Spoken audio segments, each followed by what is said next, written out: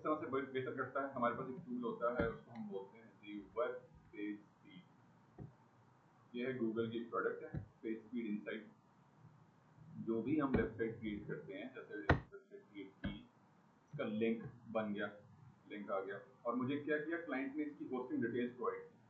खाली मैंने वेबसाइट ही नहीं बनाई, खाली मैंने स्टैटिक एचटीएमएल बना के और हैंड ओवर नहीं की, बल्कि मैंने as a developer from starting of the project day one, then development, then programming, and after finishing the programming मैंने डिप्लॉय भी किया सर्वर।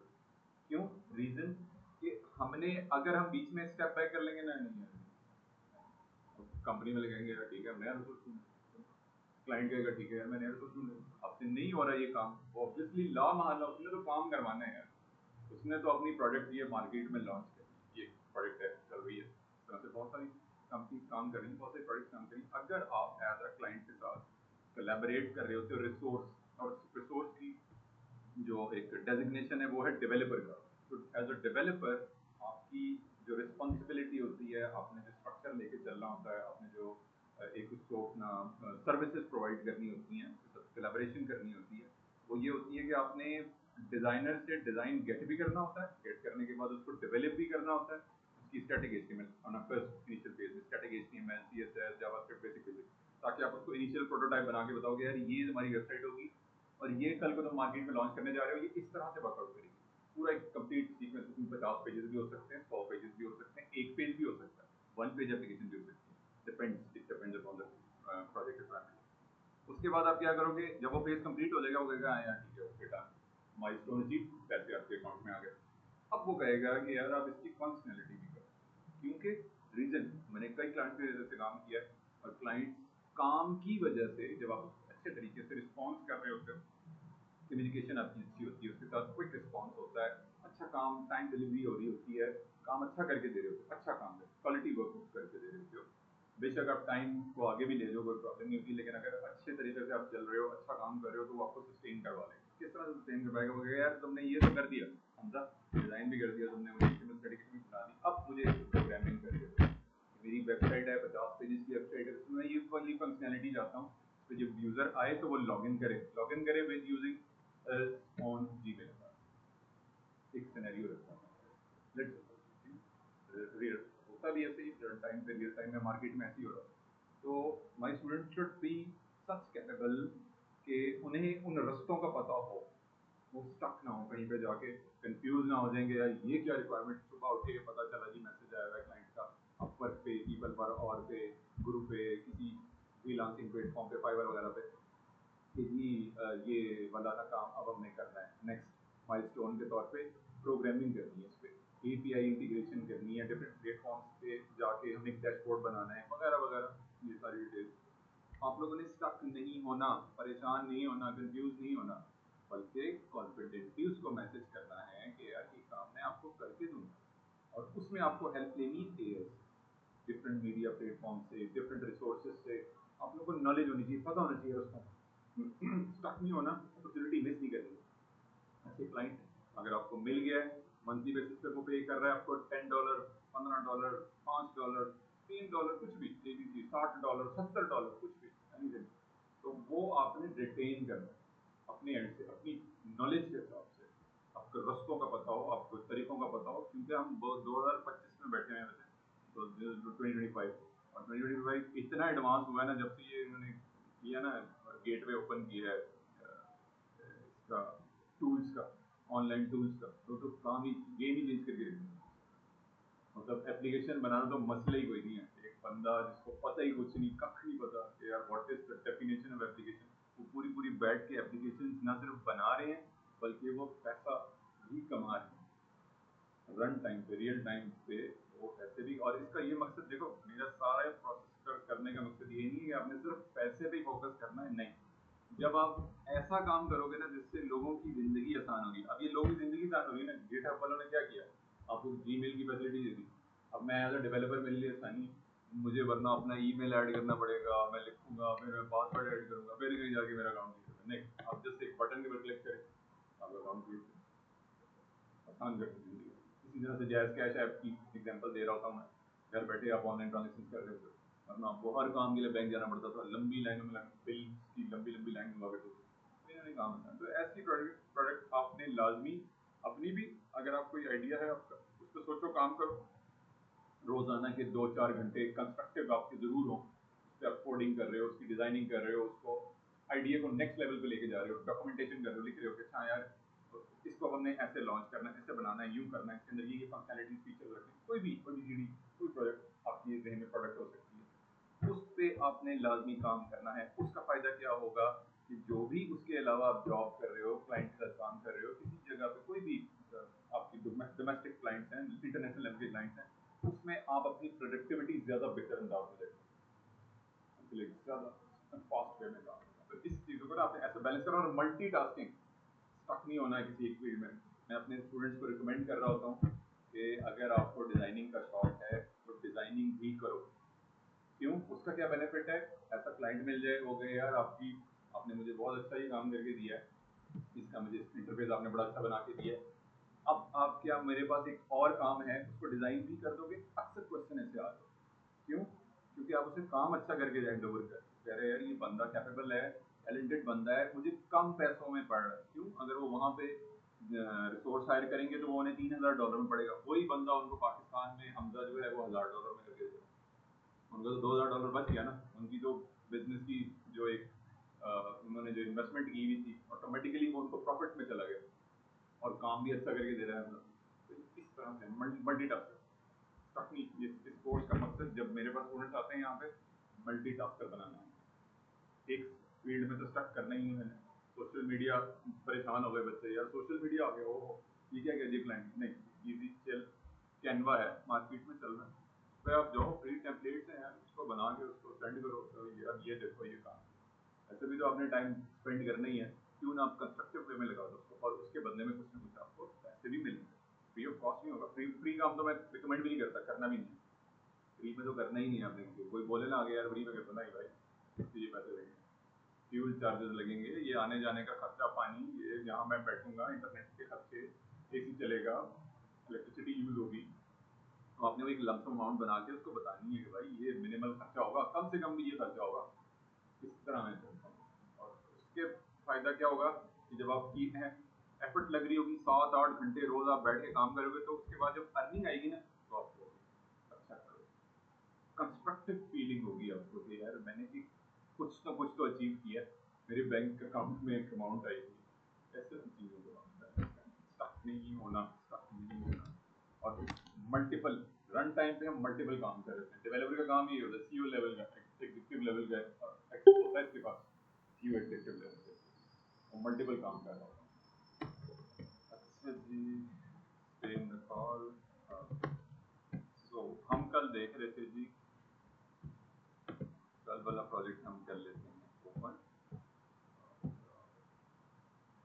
तो मैंने कल पोस्ट भी कर दिया था कोड गिटहब पे, ऑनलाइन एप्लीकेशन।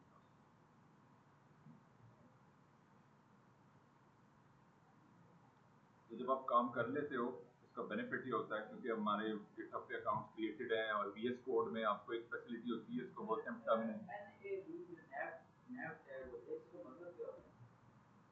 नैप का मतलब क्या होता है, नेविगेशन, नेविगेशन इसका, हाँ, नेविगेशन, नेविगेट मतलब हमने एक पेज को हमने एक लिंक्स बनाने हैं अपनी वेबसाइट पे। बेसिकली जो टैग है ना बच्चे, मतलब जो टैग टैग जो है ना, हम क्यों यूज कर रहे हैं, रीजन ये है, जैसे हेडर का टैग है, नैप का टैग है, फुटर का टैग है, आर्टिकल का टैग है, यूएलएलआई का टैग है, एंकर टैग है, we have a multiple tag, और ये हैं सब के सब HTML5। करंटली जो हमारा जो वर्जन चल रहा है ना HTML का, वो है HTML5। तो उसमें ये तमाम टैग हमें हेल्प कर रहे होते हैं सर्च इंजन ऑप्टिमाइजेशन, जो मैंने SEO के लिए नैप टैग SEO के लिए। हाँ, मैं आपको ना अभी बताता हूँ, ये है हमारे पास एक टूल। अच्छा, इस टूल में ना, फॉर एग्जांपल एक वेबसाइट है carefinger.com, इसको मैंने सर्च करते हैं, इसका एनालिसिस रिपोर्ट रेडी कर रहे हैं डेस्कटॉप के लिए और मोबाइल के लिए। अच्छा जी, वो क्या, इसमें कुछ हम जब काम कर रहे होते हैं, और जब हम उसको किसी सर्वर पे डिप्लॉय कर देते हैं, और हम ये चेक करना चाह रहे होते हैं कि ऐसा है, ये जो कोडिंग मैंने की है, ये एज पर द रूल्स जो गूगल सर्च इंजन है, जैसे इसी तरह से और सर्च इंजन मार्केट में अवेलेबल हैं, तो जब वो इस पेज को क्रॉल करेंगे और क्रॉल करने के बाद इसकी रैंकिंग को टॉप में लेकर आएंगे, तो वो क्या सेट ऑफ रूल्स हैं विद इन माई कोडिंग जो मैं ऑप्ट कर सकता हूँ, इख्तियार कर सकता हूँ, उसके मुताबिक कोडिंग कर सकता हूँ और अपने पेज की रैंकिंग को बेहतर कर सकता हूँ। उसमें से एक जो ऑप्शन है ना, एक ऑप्शन, एक तरीका, एक रूल, एक असूल जो है वो ये है कि मैं मैक्सिमम ऐसे टैग्स का इस्तेमाल करूं, जैसे मिसाल के तौर पे मैंने ये नेविगेशन बनानी है तो मुझे HTML5 लैंग्वेज के अंदर ये वाला टैग बाय डिफॉल्ट अवेलेबल है। बाय डिफॉल्ट इसमें HTML के अंदर हम अपनी मर्जी से टैग्स ऐड नहीं कर सकते, बल्कि एक सेट ऑफ रूल्स हमें बता दिए गए हैं, एक सेट ऑफ टैग्स अवेलेबल हैं, उसी में से हम पिक करते जाते हैं और अपने पेज को डेवलप कर रहे होते हैं। जो बुनियादी तौर पे डेली बेसिस पे रूटीन वर्क में जो सबसे ज़्यादा मोस्ट कॉमन टैग्स इस्तेमाल हो रहे होते हैं, उसमें हमारा हेडर का टैग है, उसमें हमारा सेक्शन का टैग है, नैव का टैग है, ULLI का टैग है, एंकर टैग है, आर्टिकल का टैग है, फुटर का टैग है, तो ये हमारे एड्रेस का टैग है, ये बेसिक बेसिक टैग्स हैं। और फॉर्म का टैग है, जैसे इनपुट है, इनपुट टाइप टेक्स्ट है, इनपुट टाइप फोन नंबर है, इनपुट टाइप पासवर्ड है, इनपुट टाइप सबमिट है। ये मोस्ट कॉमनली इस्तेमाल होने वाले HTML के टैग्स हैं जो बुनियादी तौर पे मुझे हेल्प कर रहे होते हैं मेरे ही वेब बनाए हुए वेब पेज की रैंकिंग को बेहतर करने के लिए। जो गूगल का एक ये जो जैसे भी मैंने एनालिसिस किया, तो मुझे क्या कह रहे हैं यार, इस वाली वेबसाइट पे ना जो आपने जो इसकी जो सर्च इंजन ऑप्टिमाइजेशन है या बेस्ट प्रैक्टिसेस हैं आपकी, जो आपने कोडिंग करते हुए लगाई हैं इस पे, वो ये आ रही हैं। इस वक्त राइट नाउ जो रेशियो नजर आ रही है वो 100 आ रही है और फॉर SEO इट्स 91। अगर आप कहते हो कि यार मैं चेक करना चाह रहा हूँ कि ये 100 भी कैसे जाए, इसी तरह से किसी भी जर्नल ABCDXYZ वेबसाइट को आप एनालिसिस करके उसको देख सकते हो, चेक कर सकते हो कि मैं उसको बेहतर से बेहतर कैसे करूंगा। तो जब आप इस पर क्लिक करोगे तो you will be able to find that set of rules जो मैं बता रहा हूँ। कुछ कुछ चीजें उसमें आपको मिलना शुरू हो जाएंगी कि अच्छा आया ये चीज है जिससे हम अपने वेब पेज को बेहतर कर सकते हैं। तो ये क्या होगा आपका, ये आपको एक सेट ऑफ रूल्स बता रहा होगा कि ये वाला जो टैग है, जैसे नैव का टैग मैं मिस कर रहा हूँ, मुझे रिकमेंड करेगा कि यार आप नैव का टैग क्यों नहीं लगा रहे, नैव का टैग लगाएं, आप हेडर का टैग क्यों नहीं लगा रहे, हेडर का टैग लगाएं, आप इस तरह से फुटर क्यों नहीं होता। मेरा कहने का ये मतलब है कि नैव का टैग जो होता है वो उससे कुछ होता है या फिर SEO, ऑब्वियसली ऑब्वियसली ये इम्पैक्ट आ रहा है ना। जैसे मैंने आपको इसको बोलते हैं सिमेट्रिक कोडिंग का कॉन्सेप्ट। सिमेट्रिक कोडिंग क्या कर रहा होता है, जैसे मैंने कल कोडिंग स्टार्ट की, कल कोडिंग मैंने स्टार्ट की, मैंने कल कोडिंग स्टार्ट, डिजाइन मैंने सेव किया, मैं आपको भी ओपन कर लेता हूँ, फिग्मा स्टार्ट कर दिया मैंने, मैं जी जैसे मैंने किया जी, कल कोडिंग मैंने स्टार्ट की, तो हाँ जैसे ये मैंने कल एक बॉयलर प्लेट जो मैंने यूज की from the official website of get, वहाँ पे जब मैंने कोड को कॉपी किया and then paste within my page, उसमें बॉडी के टैग के बाद मतलब बाकी चीजें रेस्ट ऑफ द थिंग जो है मैंने जैसे हेडर का टैग लगाया और जैसे मेन का टैग लगाया एंड देन स्क्रिप्ट ऐड किए एंड बॉडी का टैग कंप्लीट हो गया।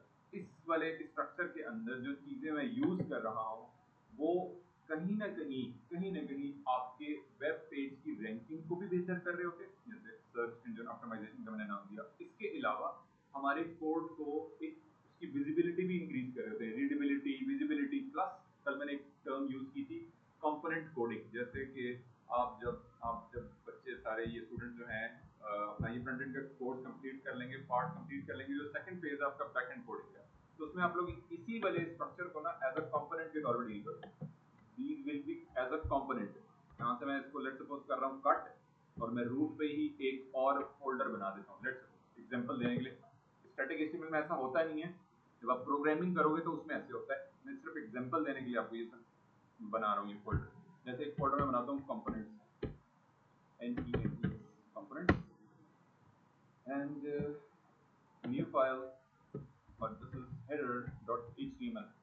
header.html पेज नहीं होता, ठीक है, पेज क्या होता है रियल टाइम, जैसे आप नेक्स्ट पेज में काम करोगे, रिएक्ट में काम करोगे तो उसमें पेज की एक्सटेंशन होती है डॉट .phx, ठीक है। This is extension we use to make components and as well as for index.html या app.html को हम कन्वर्ट कर रहे होते हैं .phx। तो मैंने रख दिया जी अभी के लिए समझाने के लिए .html, और यहाँ पे मैंने इस कोड को परफॉर्म कर दिया, ये मैंने कंपोनेंट क्रिएट कर लिया। स्टैटिक एचटीएमएल में ऐसा नहीं होता, मैं बार बार कह रहा हूँ स्टैटिक एचटीएमएल में ऐसा नहीं होता, लेकिन जब हम आगे चल के बैकएंड प्रोग्रामिंग करेंगे तो वहां पे ये चीज मुझे ऐसे ही बनानी होगी। एज अ डेवलपर मैंने इसको ऐसे ही हैंडल करना होगा। अब उसका क्या फायदा हुआ, उस कंपोनेंट का बनाने का इसका क्या फायदा हुआ, एक हेडर का टैग लिखने का, नैव का टैग लिखने का, क्या मुझे क्या बेनिफिट होगा। एक तो बेनिफिट मैंने आपको बता दिया एसईओ, सिमेट्रिक कोडिंग। दूसरा तीसरी जो इंपॉर्टेंट फेज है हमारा कोडिंग लेवल पे वो है कंपोनेंट बेस्ड कोडिंग। एक मैंने रख दिया पेरेंट कंटेनर, ठीक है, header. Then I can break down other stuff as well, जैसे मैंने यहाँ पे नैव का टैग है, इसको मैंने मूव ऑन करना है, इसको मैं एक एज अ पार्सल के तौर पर रेंडर करवा सकता हूँ। इसके लिए मैं एक अलग से और इसको कट करके कन्वर्ट करके जेसन फाइल के जरिए सारी इंफॉर्मेशन रेंडर करवा सकता हूँ। ये मैं आगे की चीजें डिस्कस कर रहा हूँ, सिर्फ ओवरव्यू दे रहा हूँ आपको, अभी आप लोगों ने ज्यादा डिटेल में नहीं जाना, कंफ्यूज नहीं होना। अभी सिंपल वे में हम एक स्टैटिक पेज बना रहे हैं using the Bootstrap to understand the idea कि हम मैक्सिमम अभी फोकस करेंगे बिल्ट इन कंपोनेंट्स के ऊपर। और बूटस्ट्रैप वाला भी यही बता रहे हैं, बूटस्ट्रैप टेलमेंट भी पढ़ेंगे हम आगे चल के, उसमें भी यही सीन है कि वो क्या कह रहे होते हैं आपको, वो कह रहे हैं कि आप कंपोनेंट बेस्ड कोडिंग करें। कंपोनेंट बेस्ड कोडिंग का मतलब क्या है, मिसाल के तौर पर मेरी वेबसाइट के अंदर, वेबसाइट में ओपन कर देता हूँ मेरा वेब पेज, फिग्मा में ये वाला, ठीक है। तो this is the web page, और जब मैंने कल वेब पेज ओपन किया था तो इसमें आ रहे थे multiple open in Figma.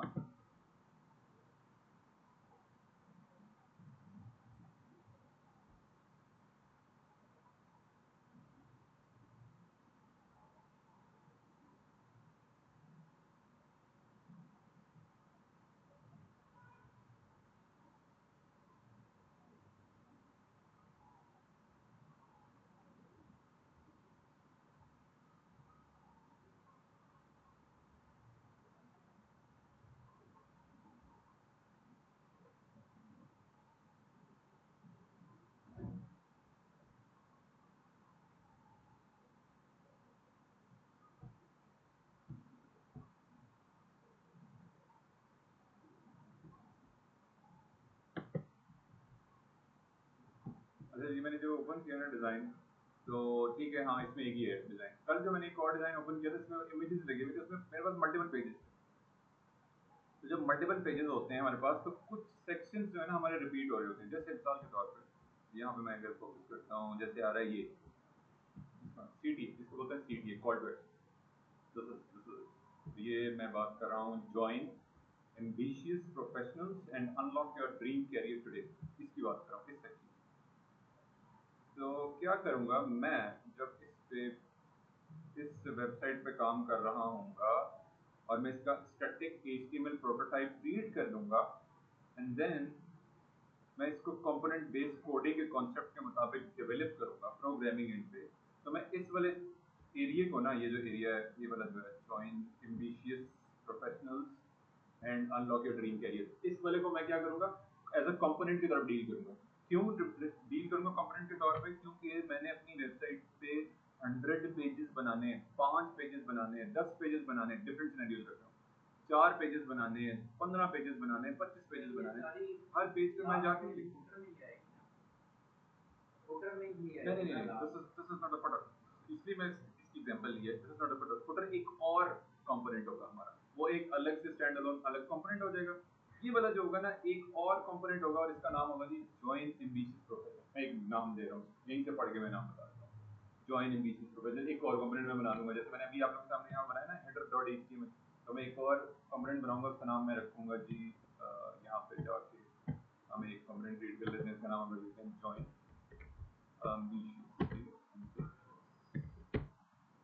professional.html। Footer के अलावा आ गया, ये हमारा फुटर के अलावा। तो हम इस तरह से कंपोनेंट बेस्ड कोडिंग कर रहे हैं। यहाँ पे जो भी कोड होगा मेरा अकॉर्डिंगली मैं उसको लिखूंगा, अकॉर्डिंगली बनाऊंगा। जैसे मिसाल के तौर पे, एग्जाम्पल के तौर पे यहाँ मैं एक लगा दूंगा सेक्शन का टैग, सेक्शन का लगा दूंगा, एंड देन इसके अंदर मैं अपनी फुटर कोडिंग करूंगा। यहाँ पे सेक्शन, वहाँ पे फुटर का टैग होगा, यहाँ पे फुटर का टैग होगा। अगर मैं ये बना रहा हूँ, नीचे वाला पोर्शन फीड कर रहा हूँ, यहाँ पे फुटर का टैग होगा। हाँ, टॉप में कल जो मैंने बनाया वो हेडर का टैग था।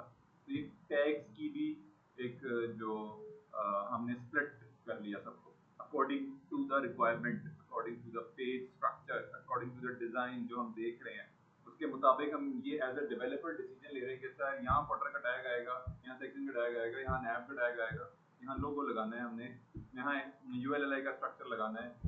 यूएलएलआई का स्ट्रक्चर क्यों आ रहा है, मतलब मैं डायरेक्ट भी तो लिख सकता हूँ, एंकर लिख सकता हूँ, why I am using the UL LI. तो यूएलएलआई बेसिकली मुझे क्या कर रहा है, मुझे उसकी जो क्रॉलिंग है, पेज की जो क्रॉल करती है, उसकी रैंकिंग है, उसको बेहतर करने में हेल्प आउट कर रहा है। सर्च इंजन ऑप्टिमाइजेशन, मुझे सर्च इंजन ऑप्टिमाइजेशन वाला जो रिसोर्स है ना, वो रिकमेंड कर रहा है कि यार आपने जो कोडिंग की है ठीक की है, उसके अंदर ये टैग्स आप सेट कर लें, यूएलएलआई का स्ट्रक्चर ऐड कर लें, H1 का टैग पेज में एक मरतबा एंटर करें, H2 का टैग यूज करें, H3 to up to H6 different sections के अंदर। जैसे एक सेक्शन मुझे अभी ये जो मैंने अभी आप लोगों को दिखाया, जॉइन एम्बिशियस प्रोफेशनल्स, ये क्या होगा, H2 होगा, H2 का एलिमेंट होगा, H2 का टैग होगा, हमारा एलिमेंट होगा। And then this is a paragraph, and then this is a form tag, form tag के अंदर this is a input type email और input type submit join us. ठीक है, तो मैंने आपको पूरे स्ट्रक्चर लेआउट जो कोड लेवल पे हमने बनाना है, यानी कि हमारे पास डिजाइन आए ना, हमारे दिमाग में कोडिंग उसकी बन जाएगी, ये हमने ऐसे बनानी है, ऐसे हैंडल करनी है, हमने ऐसे लेके चलना है। ओके, तो मैं कहता हूँ फिलहाल के लिए क्लोज कर देते हैं। कल वाला जो पेज था उस पर हम करते हैं जी, कल वाले पेज में बूटस्ट्रैप की जो ऑफिशियल वेबसाइट है वो भी मैं ओपन कर लेता हूँ।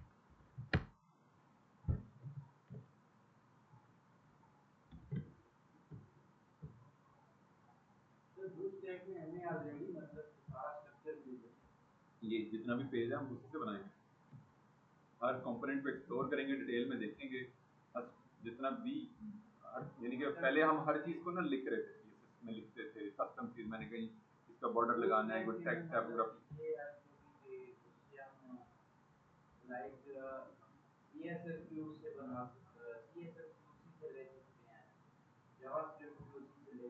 ठीक है। बल्कि ये जो कल पेज बनाया ना हमने, अभी मैं ओपन भी करता हूँ, scroll up, तो ये है जी पेज हमारा।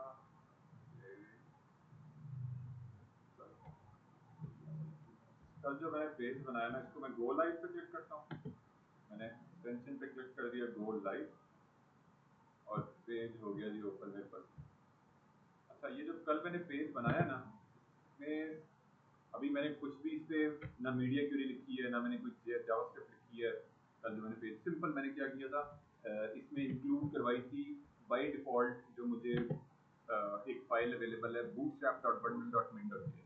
ये क्या कर रही है, ये फाइल और ये bootstrap.min.js, ये मुझे क्या कर रही है, दोनों फाइल हेल्प आउट कर रही हैं मेरे हेडर वाला जो कंपोनेंट मैंने बनाया ना, इसको मोबाइल पे रिस्पॉन्सिव भी कर रही है। जैसे इंस्पेक्ट एलिमेंट करता हूँ मैं, और मैं जाके स्विच करता हूँ टॉगल डिवाइस टूल बार के बटन से, डेव टूल के अंदर टॉगल डिवाइस टूल बार के बटन से इसको रिस्पॉन्सिव व्यू ओपन करता हूँ। तो जैसे ही मैंने रिस्पॉन्सिव व्यू ओपन किया, तो आप देखें यहाँ पे ऑटोमेटिकली उसने रिस्पॉन्सिव व्यू क्रिएट कर दिया। ये मैंने सारा खुद लिखा था जब मैं स्टैटिक एचटीएमएल काम कर रहा था, तो मैंने ये चैटजीपीटी से जाके एक फंक्शन लिखवाया था, और ये सारा यूआरएल का स्ट्रक्चर इसके अगेंस्ट जो भी स्टाइलिंग पॉइंट ऑफ व्यू से मीडिया क्यूरीज डिफाइन की थी, उसकी सेटिंग करने के लिए, प्लेसमेंट अपडेट करने के लिए। लेकिन बूटस्ट्रैप में ऐसा तो कुछ भी नहीं करना पड़ता। बूटस्ट्रैप आपको क्विक वे में स्ट्रक्चर को मोबाइल रिस्पॉन्सिव फर्स्ट अप्रोच, ये जो बूटस्ट्रैप वालों का एक टैगलाइन भी जो है ना, वो ये है कि आपको वेबसाइट अगर आप बना रहे हो तो वो ऑटोमेटिकली आपकी फोन के ऊपर रिस्पॉन्सिव हो रही होती है। और उनका मकसद भी यही है फ्रेमवर्क को लॉन्च करने का, टेलविंड का भी यही मकसद है कि आपकी वेबसाइट मोबाइल पे बेहतर होनी चाहिए। डेस्कटॉप पे तो आप बना ही रहे हो, जिस तरह से आप बनाते चले जा रहे हो डेस्कटॉप पे, लेकिन वो ऑटोमेटिकली आपकी मोबाइल रिस्पॉन्सिव वेबसाइट बनती जा रही है। आपको कोई एक्स्ट्रा मीडिया क्यूरीज नहीं लिखनी पड़ेगी, एक्स्ट्रा एफर्ट पुट नहीं करनी पड़ेगी, बल्कि सिंपल वे में आप अपने स्ट्रक्चर को as per the recommended components of Bootstrap official website आप वहां से कॉपी करते चले जाओ कोड स्निपेट और अपने पेज में पुट ऑन करते जाओ according to the design requirement.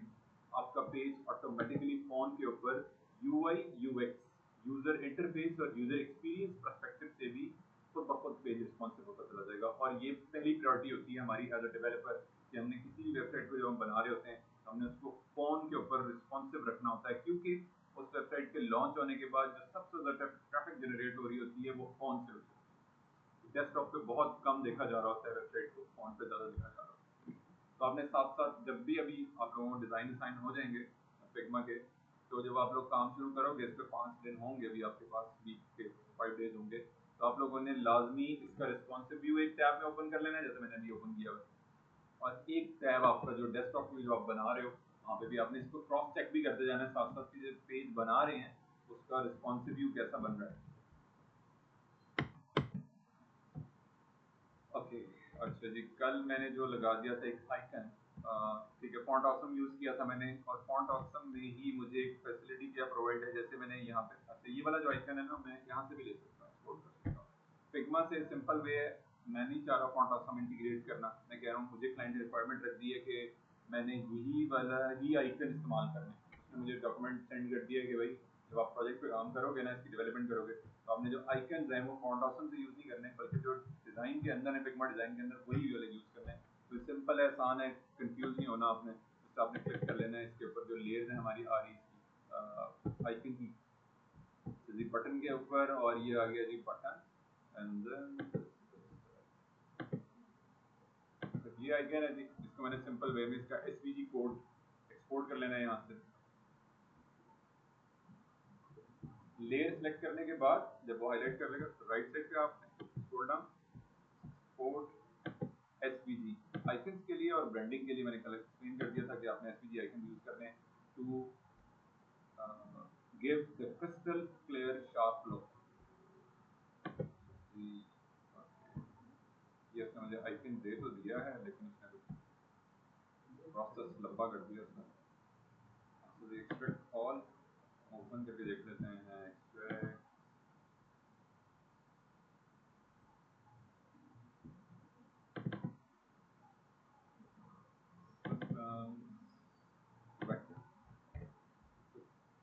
मुझे डिजाइनर ने, मेरे लिए क्या बेनिफिट हो गया कि मुझे डिजाइनर ने ये वेक्टर बेस आइकन प्रोवाइड किया। इट मींस कि उसने इलस्ट्रेटर के अंदर इसको डिजाइन करके अलग से यहाँ पे इंपोर्ट किया हुआ है फिग्मा के अंदर, ठीक है। तो मेरे लिए भी आसानी होगी, अब मुझे कोड ही चाहिए किसी चीज का, ठीक है, आई नीड टू कोड, या दूसरे वे में एसवीजी को भी इंटीग्रेट कर सकता हूँ। आप मैंने क्योंकि कल कोड इंटीग्रेट कर दिया था, तो अब मैं as a direct image tag के जरिए एसवीजी आइकन करवा देता हूँ विद इन माय कोड, ताकि दोनों एक्सपीरियंस हो जाए आपको कि वो कैसे, जैसे हमने कल कोड एंटर किया था दिस इज फॉर लोगो, अब हमने क्या करना है फॉर द बटन, अरे गो टू द बटन, जैसे मैंने कल ये ऐड ऑन किया था यहाँ पे,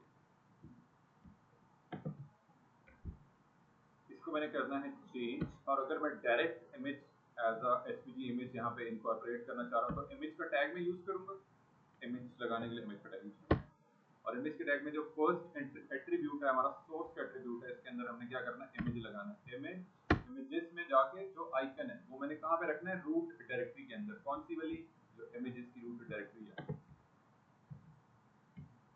यहाँ से मैंने करना है इसको कॉपी, और इसको मैंने कर देना है paste within with CSS images,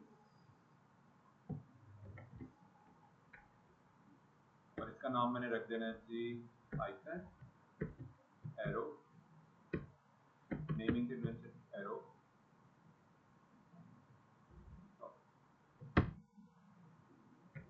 अब मैंने इसका जो नाम है यहाँ पे ऐड कर देना है, एसवीजी की एक्सटेंशन है, ये एक्सटेंशन है जी एसवीजी।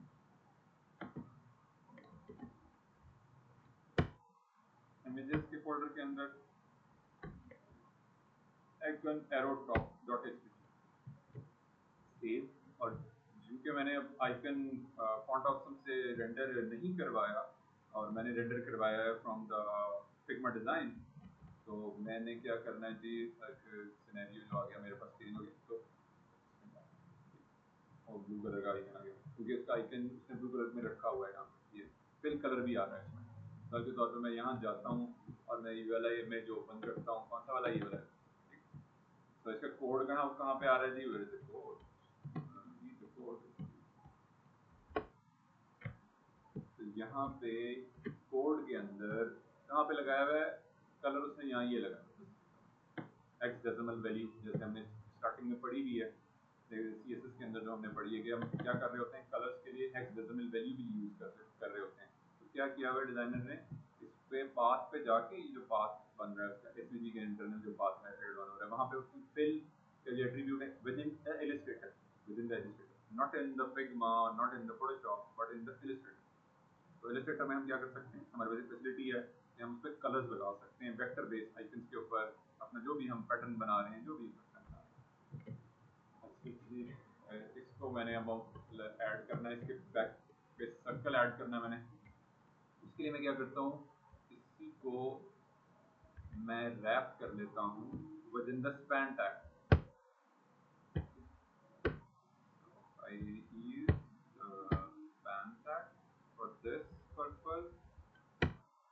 पहले टेक्स्ट आ गया, दूसरा मैंने क्या किया, स्पैन का टैग लगाया, और स्पैन के टैग में मैंने इमेज को मूव ऑन कर दिया। ये इमेज मैंने इसके अंदर मूव ऑन, और मैंने क्यों किया, इसलिए क्योंकि मैंने सर्कल ऐड करना था। मैंने इन लाइन एलिमेंट के अंदर, इन लाइन टैग के अंदर, anchor tag is a in line tag, in line tag के अंदर मैंने इन लाइन एलिमेंट यूज किया, इन लाइन टैग यूज किया, ठीक है। इन लाइन एलिमेंट के अंदर इन लाइन एलिमेंट, अगर आप हायरार्की ऊपर नीचे कर दोगे, हाँ अगर आप हायरार्की ऊपर नीचे कर दोगे ना, लेट्स सपोज मैं यहाँ पे H1 लगा दूं या H2 लगा दूं या पैराग्राफ लगा दूं, it's not recommended by the SEO department. SEO वाला कहेगा यार ये आप सही करें कोड लेवल पे, क्यों, वो उसको पेज को की रैंकिंग पे इम्पैक्ट आना शुरू हो गया।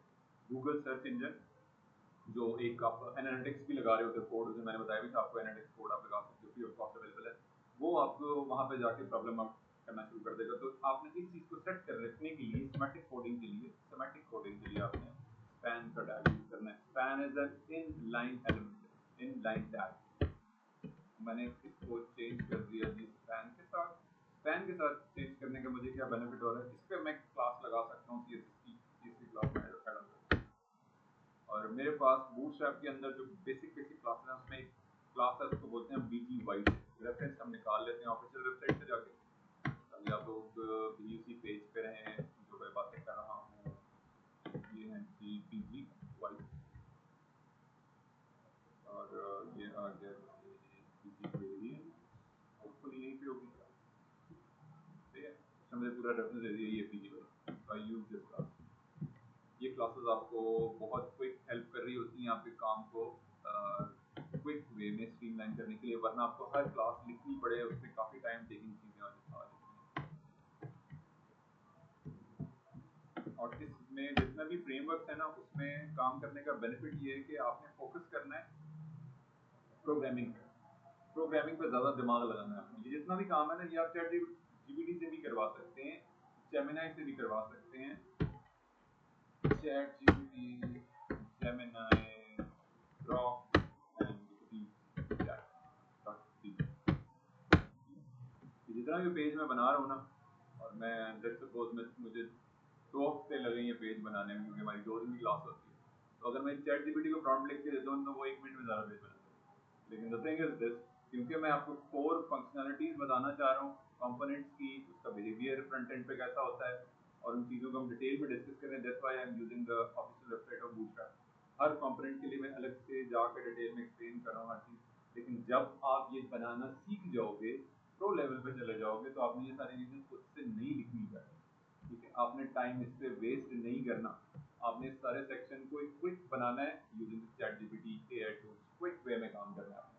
तो मेन फोकस करना है आपने प्रोग्रामिंग एंड पे, कि अच्छा हाँ यार, अगर इस पे यूजर आ जाता है और यहाँ पे वो क्लिक कर देता है UX डिजाइनर, और यहाँ पे वो लोकेशन ऐड कर देता है लिवरपूल USA, तो सर्च के ऊपर क्लिक करने पे होगा क्या, इस पे दिमाग लगाना है आपने, इस पे सोचना है आपने प्रोग्रामिंग एंड पे, कि DB से कौन सा डेटा मैंने फेच करके यहाँ पे लाकर डिस्प्ले करना है, किस तरह से मैंने API कौन सी यूज करनी है और वो यहाँ पे लगा के मैंने इसको डिस्प्ले करवा देना यूजर को। इस साइड पे ज़्यादा सोचना है आपने, अपनी एनर्जी ज़्यादा सेफ रखनी है, इंस्टेड कि आप सारा टाइम एनर्जी लगा दो लेआउट रेडी करने में, खुद से लिखने बैठ जाओ हर चीज़, उससे बाहर नहीं करना है लेयर से, स्मार्ट वर्क करना है आपने, टाइम कम आपका कंज्यूम हो, मैक्स टाइम आपका कंज्यूम हो फॉर द प्रोग्रामिंग, और आपने एक कंप्लीट पैकेज देना है क्लाइंट को with static HTML prototype with programming functional website diploid on Vercel या जो भी सर्वर यूज कर रहा है वो होस्टिंग का या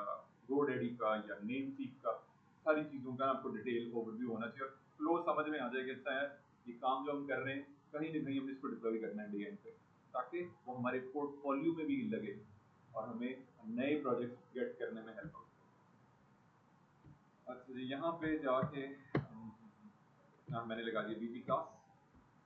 जब मैंने बीपी क्लास वाइट लगाई ना, वाइट कलर का बीपी क्लास लगाई मैंने, और यहीं पे ही मैं, क्योंकि बाय डिफॉल्ट इनलाइन एलिमेंट होता है, स्पैन का tag by default inline element होता है, तो अगर मैं इसको जाके ओपन करता हूँ ना, तो वो क्या किया उसने, ऐड तो कर दिया उसने, लेकिन वो कलर जो है ना इनलाइन एलिमेंट होने की वजह से वो प्रॉपर नहीं आता। तो क्या कर सकता हूँ, मेरे पास और कुछ बिल्ट इन क्लासेस हैं, वन बाय वन में एक्सप्लोर कर लेते हैं। जैसे मिसाल के तौर पे मैंने एक क्लास लगानी है राउंडेड, और राउंडेड बॉर्डर सर्कल रेडियस,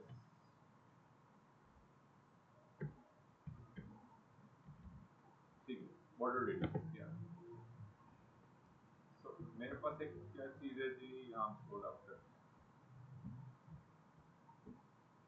तो यहाँ पे उसने आपको जाके डिफरेंट तरीके बताए हुए हैं, जैसे मिसाल के तौर पे एग्जांपल पे मैं क्लिक करता हूँ तो मुझे पास डिफरेंट एग्जांपल्स आगे रेडियस, तो I need this one, I need this one 75 into 75, उसने एग्जांपल लगा के मुझे बताया है, तो मैं चाहूँ तो मैं ये वाला एग्जैक्ट लगा सकता हूँ, क्योंकि मैंने राउंड ही लगाना है, डिजाइन को मैं देख रहा हूँ ना, कंपैरिजन कर रहा हूँ, मुझे राउंड चाहिए, तो I need this class, built in class, मुझे अलग से CSS लगाने की जरूरत नहीं है, बल्कि मैं इस बिल्ट इन क्लास का इस्तेमाल करके अपने स्ट्रक्चर को क्विकली बिल्ट अप कर सकता हूँ, और क्लास का नेम है राउंडेड सर्कल।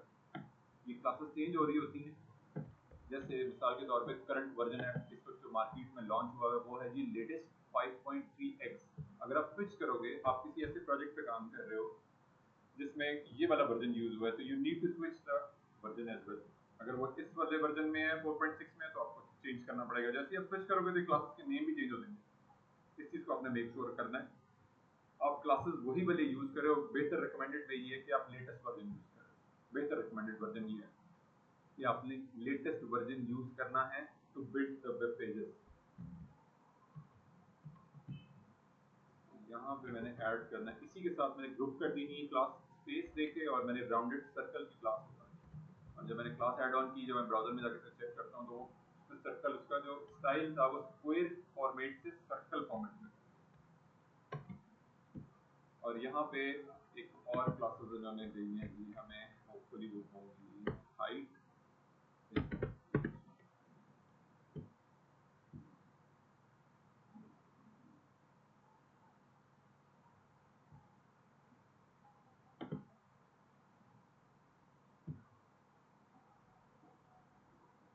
ठीक है, ये परसेंटेज में है, तो मुझे एग्जैक्ट वैल्यू चाहिए, तो मैं क्या कर सकता हूँ, मैं इसका नाम रख देता हूँ जी आइकन एरो सेव, स्पैन के ऊपर क्लास लगा दी मैंने आइकन एरो, और अब मैंने इस वाली CSS में जो कस्टम CSS मैंने लिखी है, यहाँ पे जाके मैंने डॉट का साइन लिखा, क्योंकि मैं क्लास लगाने लगा हूँ, आईडी से हैश से स्टार्ट होती है और क्लास डॉट से स्टार्ट। आईडी हम यूज कर रहे होते हैं प्रोग्रामिंग एंड पे, बहुत रेयर केस होता है कि उसको स्टाइलिंग के पर्पज के लिए हम लिखें, तो हैश के साइन के साथ लिखेंगे। और यहाँ मैंने ऐड ऑन कर देना है विड्थ, लेट्स सपोज विड्थ मैंने ऐड कर देनी है 5 REM, REM stand for base unit, जो हमारा मल्टीप्लाई हो जाएगा 16 से, and the height it should be 5 REM, save, और यहीं पे इस इन लाइन एलिमेंट को मैं कन्वर्ट कर लेता हूँ इन लाइन ब्लॉक एलिमेंट में, for better visibility with in the browser मैंने इसको कन्वर्ट कर दिया डिस्प्ले इन लाइन ब्लॉक, ठीक है, इनलाइन एलिमेंट था, इनलाइन मतलब रजिस्टर नाउ के साथ ही वो इनलाइन एलिमेंट था, लेकिन अब मैंने क्या किया, उसका बिहेवियर चेंज कर दिया, उसकी स्टाइलिंग चेंज कर दी, उसका बाय डिफॉल्ट स्ट्रक्चर जो है, जैसे हमने div को कन्वर्ट किया करना सीखा है, div को ब्लॉक लेवल से फ्लेक्स जब हम करते हैं तो वो बाय डिफॉल्ट बिहेवियर उसका ब्लॉक से फ्लेक्स एलिमेंट में ले जाता है, उसको फ्लेक्सिबिलिटी आ जाती है, उसके अंदर आने वाले एलिमेंट्स को हम अकॉर्डिंगली अपने हिसाब से हम चेंज ऑन कर सकते हैं।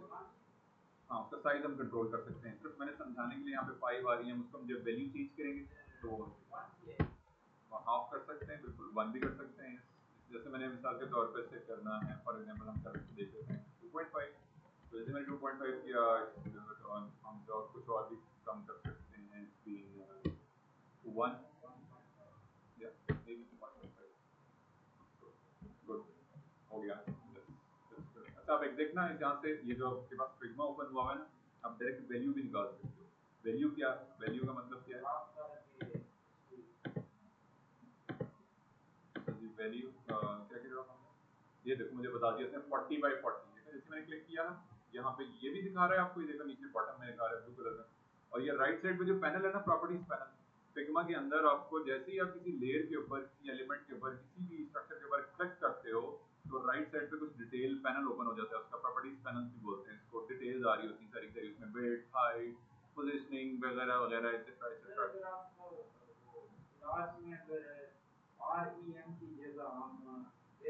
पिक्सल, पिक्सल, हाँ पिक्सल, ये मैंने काफी डिटेल लेक्चर दिया है इसके बारे में, हम रिवाइज कर लेते हैं इसको। बेसिकली हम सारा काम जो कर रहे होते हैं ना, आरईएम्स में कर रहे होते हैं, आरईएम्स में क्यों कर रहे होते हैं, रीजन क्या है, उसका रीजन ये है कि अभी इस कोर्स में आप लोगों को आगे जो आप लोगों ने पढ़ना है वो उसमें है रिएक्ट। रिएक्ट क्या कर रहा होता है, रिएक्ट आपको जब आप इंस्टॉल करते हो ना बाय डिफॉल्ट, रिएक्ट जब आप कमांड्स के जरिए टर्मिनल, जितना भी काम आप करोगे आगे चल के टर्मिनल कमांड्स के जरिए कर रहे होगे। अभी मैं हर चीज मैनुअल कर रहा हूँ, मैंने इमेज रखना है कोई, मैंने प्रोजेक्ट बनाना है कोई, मैंने कोई काम करना है, मैं मैनुअल कर रहा हूँ। आगे आप लोग मैनुअली नहीं कर रहे होगे, सारा काम टर्मिनल कमांड के जरिए होगा। टर्मिनल कमांड का क्या मतलब है, सीएमडी कमांड प्रॉम्प्ट, यहाँ पे जाके जो रिएक्ट वाले ने आपको बताया ना, जैसे आपको रिएक्ट वाले ने कहा यार आप प्रोजेक्ट, दोबारा पूछिएगा क्या, मतलब कि जैसे कि कॉल ये लिनक्स हो, रिएक्ट ज्यादातर उसमें ऑपरेटिंग सिस्टम्स में यूज होती है, ऑपरेटिंग सिस्टम्स में यूज होती है रिएक्ट, क्योंकि ज्यादातर उसी में ही होती है, वो इंटरनेट वगैरह को सारे टूल उसी में ही होती है। मतलब इस वक्त करंटली तो वेबसाइट डेवलपमेंट के लिए यूज हो रही है ना, मतलब राइट नाउ जो हम यूज करने करेंगे इसमें आप लोगों को बताया भी जाएगा। अच्छा एक रिएक्ट हो गया, ठीक है, दूसरा मैंने आपको जो नाम दिया वो है नेक्स्ट जेएस। अच्छा नेक्स्ट जेएस में अगर मैं आता हूँ ना, तो क्योंकि ये रिएक्ट फ्रेमवर्क के ऊपर ही बेस कर है, पेरेंट एलिमेंट रिएक्ट फ्रेमवर्क इन्होंने लिखा भी होगा, ठीक है सर, रिएक्ट फ्रेमवर्क नहीं नहीं बैकएंड में नहीं, बैकएंड कनेक्ट करती है, मेन काम इसका होता है फ्रंट एंड बनाना।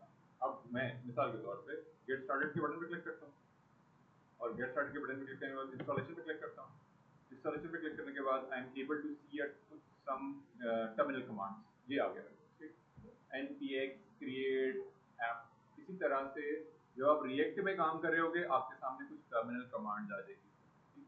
अब मिसाल के तौर पे जब ये आ गया तो आप सारे का सारा काम आप किससे बन रहा होगा, आपका प्रोजेक्ट टर्मिनल कमांड के जरिए बन रहा होगा। इस तरह से नहीं बन रहा होगा जैसे मैंने कल बनाया कि मैंने डाउनलोड की हर फाइल जाके रखी, उसको बनाया रखी, ये सिर्फ आप लोगों को समझाने के लिए, सिर्फ आपको प्रोसेस गेट करने के लिए कि बैकएंड पे चल क्या रहा होता है। प्रोसेस इस तरह से एचटीएमएल प्रोटोटाइपिंग के अंदर, जो कि हमारा बेसिक इनिशियल फेज है, अगर हमें कोई काम मिल जाता है तो हमने as a developer initial phase के तौर पे वेबसाइट को बना के जो स्ट्रक्चर होता है उसका लेआउट जो देखते हैं वो फिर रिएक्ट का, तो ये तो फिर आप टर्मिनल में ही इसका जो है लेआउट सारा काम, हम बिल्कुल बिल्कुल सारा काम मैंने आपको बता दिया, इवन ये इवन हाँ इवन ये कि जो हम ये कर रहे हैं ना सारा ये, जैसे ये मैंने अभी ओपन भी किया हुआ था जब मैं आया हूँ, तो मैंने यहाँ पे ये टर्मिनल नीचे ओपन, ठीक है, ये टर्मिनल आप कैसे ओपन कर सकते हो, व्यू में जाके this is terminal, VS code में टर्मिनल, और ये सारे का सारा काम आप ये कमांड्स आप यहाँ दे रहे हो, यहाँ पे भी देख सकते हो, पॉसिबिलिटी मौजूद है क्योंकि इन्होंने बिल्ट इन आपको ये बना दिया। दूसरा मैंने टर्मिनल कमांड आपको बाय डिफॉल्ट जो हमारे विंडोज सिस्टम में होता है, और अगर आप लिनक्स पे हो तो फिर उसके हिसाब से ओपन कर लेना है, और मैकबुक पे हो तो उस हिसाब से। तो ये क्या करना है, आपने CMD कमांड प्रॉम्प्ट में यहाँ पे आपने कमांड प्रॉम्प्ट ओपन किया, एंड देन इस काम को रन करने के लिए आपके सिस्टम में नॉट जेएस भी होना लाजमी है। मैंने कुछ लिंक्स पहले भी शेयर किए थे, मैं दोबारा भी शेयर कर देता हूँ, इस बात को हम दोहरा रहे हैं। नेक्स्ट जेएस को और रिएक्ट को सिस्टम पे, लोकली सिस्टम पे रन करने के लिए, काम करने के लिए, आगे फर्दर डिप्लॉयमेंट करने के लिए आपके सिस्टम में नॉट जेएस होना जरूरी होती है। नॉट जेएस के ऊपर ये चीजें रन कर रही होती हैं। Not JS is a package, जैसे मैंने जावास्क्रिप्ट का आप लोगों को बताया कि सेट, हाँ पाइथन का भी, यस यस पैकेज अपडेट हो गया, पैकेज अपडेट हो गया, ये पैकेजेस चल रहे होते हैं जैसे, हाँ जैसे हम वर्डप्रेस में काम कर रहे थे, प्लगइन्स होते हैं डिफरेंट, जैसे कॉन्टेक्ट फॉर्म का प्लगइन है, जैसे एलिमेंटर का प्लगइन है, इस तरह से different plugins. Base base platform क्या है, वर्डप्रेस है, उसके ऊपर वो डिफरेंट प्लगइन्स के जरिए हम वेबसाइट बना रहे होते हैं। इसी तो ये मैंने शेयर कर दिया। एक और चीज मैं यहाँ पे शेयर करना चाह रहा हूँ ताकि आप लोग कनेक्टेड रहें गुफ्तगू के साथ, फ्रेमर का भी मैं तस्करा कर दूँ और वेब फ्लो का भी तस्करा कर दूँ। वेब फ्लो भी बहुत इन है मार्केट में, इसको भी जरूर देखिएगा। 5 दिन है, I want my students to be very constructive day, कोई कोई दिन उनका खाली ना जाए, कोई ना कोई नई टेक्नोलॉजी वो सीख रहे हो, पता हो उनको कैसा है चीजें चल के आ रही है। इसको भी अपना अकाउंट आप बना सकते हो, फ्री ऑफ कॉस्ट है, कोई पैसे नहीं है। हाँ अगर आपने वेबसाइट पब्लिश करनी है तो मे भी शायद आपको परचेज करना पड़े, लेकिन आपको टेस्टिंग पर्पज के लिए free of cost link generate करके दे देगा वो, स्टेजिंग का वो लिंक आप अपने पोर्टफोलियो में ऐड कर, हाँ बिल्कुल नेट फ्री भी है, यस यस यस। तो इस तरह के प्लेटफॉर्म, बिल्कुल इन प्लेटफॉर्म्स को आप लोगों ने लाजमी लाजमी, यस यस। अच्छा जो वेब फ्लो है ना इसका, हाँ एक शॉपिफाई भी है, शॉपिफाई का तो आइडिया हो गई। शॉपिफाई में आप पार्टनर अकाउंट क्रिएट कर लो, उसका बेनिफिट क्या होगा कि आप फ्री ऑफ कॉस्ट पब्लिश कर सकते हो अपना स्टोर। लाइव नहीं होगा वो, लेकिन उस पर पब्लिशमेंट करके और आप आगे डेवलपमेंट सीख सकते हो। हमारा जो प्रोग्रामिंग एंड पे काम हो रहा है या हमने फ्रंट एंड पे कोई काम करना है तो वो बना सकते हो आप, फ्री ऑफ कॉस्ट थीम है उसके अंदर बिल्ट इन और यूज कर सकते हो। साइन अप करोगे तो वो आपको रीडायरेक्ट कर देगा with your own Gmail account के साथ, साइन अप कर लो और इसको आप स्टोर क्रिएट कर सकते हो। 3-4 प्लेटफॉर्म्स ओपन कर दिए मैंने, Framer, Webflow, net Netlify and Shopify, ठीक है। तो ये चीजें भी आप लोगों ने, और नॉट जेएस मैंने आपको शेयर कर दिया, नॉट जेएस ये मैं कॉपी करके मैंने लिंक भी शेयर कर दिया। ये अब से ना, अब से ऑनवर्ड आप सब स्टूडेंट्स के सिस्टम में नेट इसका जो नॉट जेएस का जो है ना बाय डिफॉल्ट वो होना चाहिए। फ्रेमर का भी तस्करा मैंने लास्ट टाइम किया था, रिपीट कर लेते हैं हम।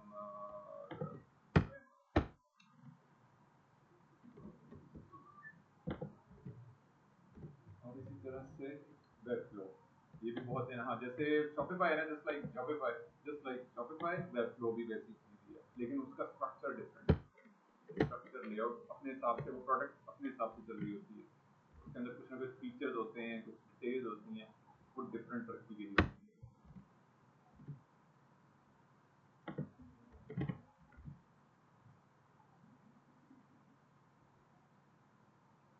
सिस्टम की स्पीड बहुत अच्छी होनी चाहिए, 64 GB रैम होनी चाहिए, 64, और नेट बहुत अच्छा होना चाहिए, फिर आता है काम करने का मजा, वरना यूज नहीं हो रहा, कॉपी पेस्ट करने में भी इतना टाइम लगता है।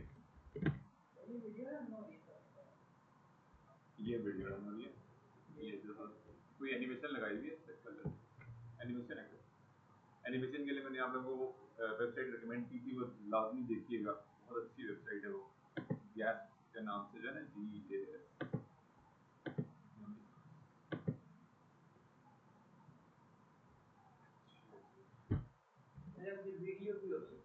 वीडियो भी लगा सकते हैं, यस। आजकल ज्यादातर वीडियो ही चल रहे हैं, यस। वीडियो का टैग जैसे मैंने आपको लगाना, आप लोगों को बताया भी है, वीडियो का टैग लगाएं, पोजीशन एब्सोल्यूट करें उसको, उसके ऊपर पोजीशन रिलेटिव करें रेस्ट ऑफ द कंटेंट को, और एक प्यारी सी एनिमेशन आप, यस इजी है, क्विक वे में आप कर सकते हैं। इसके ऊपर एनिमेशन बहुत अच्छी लगाई हुई है शॉपिफाई पार्टनर का।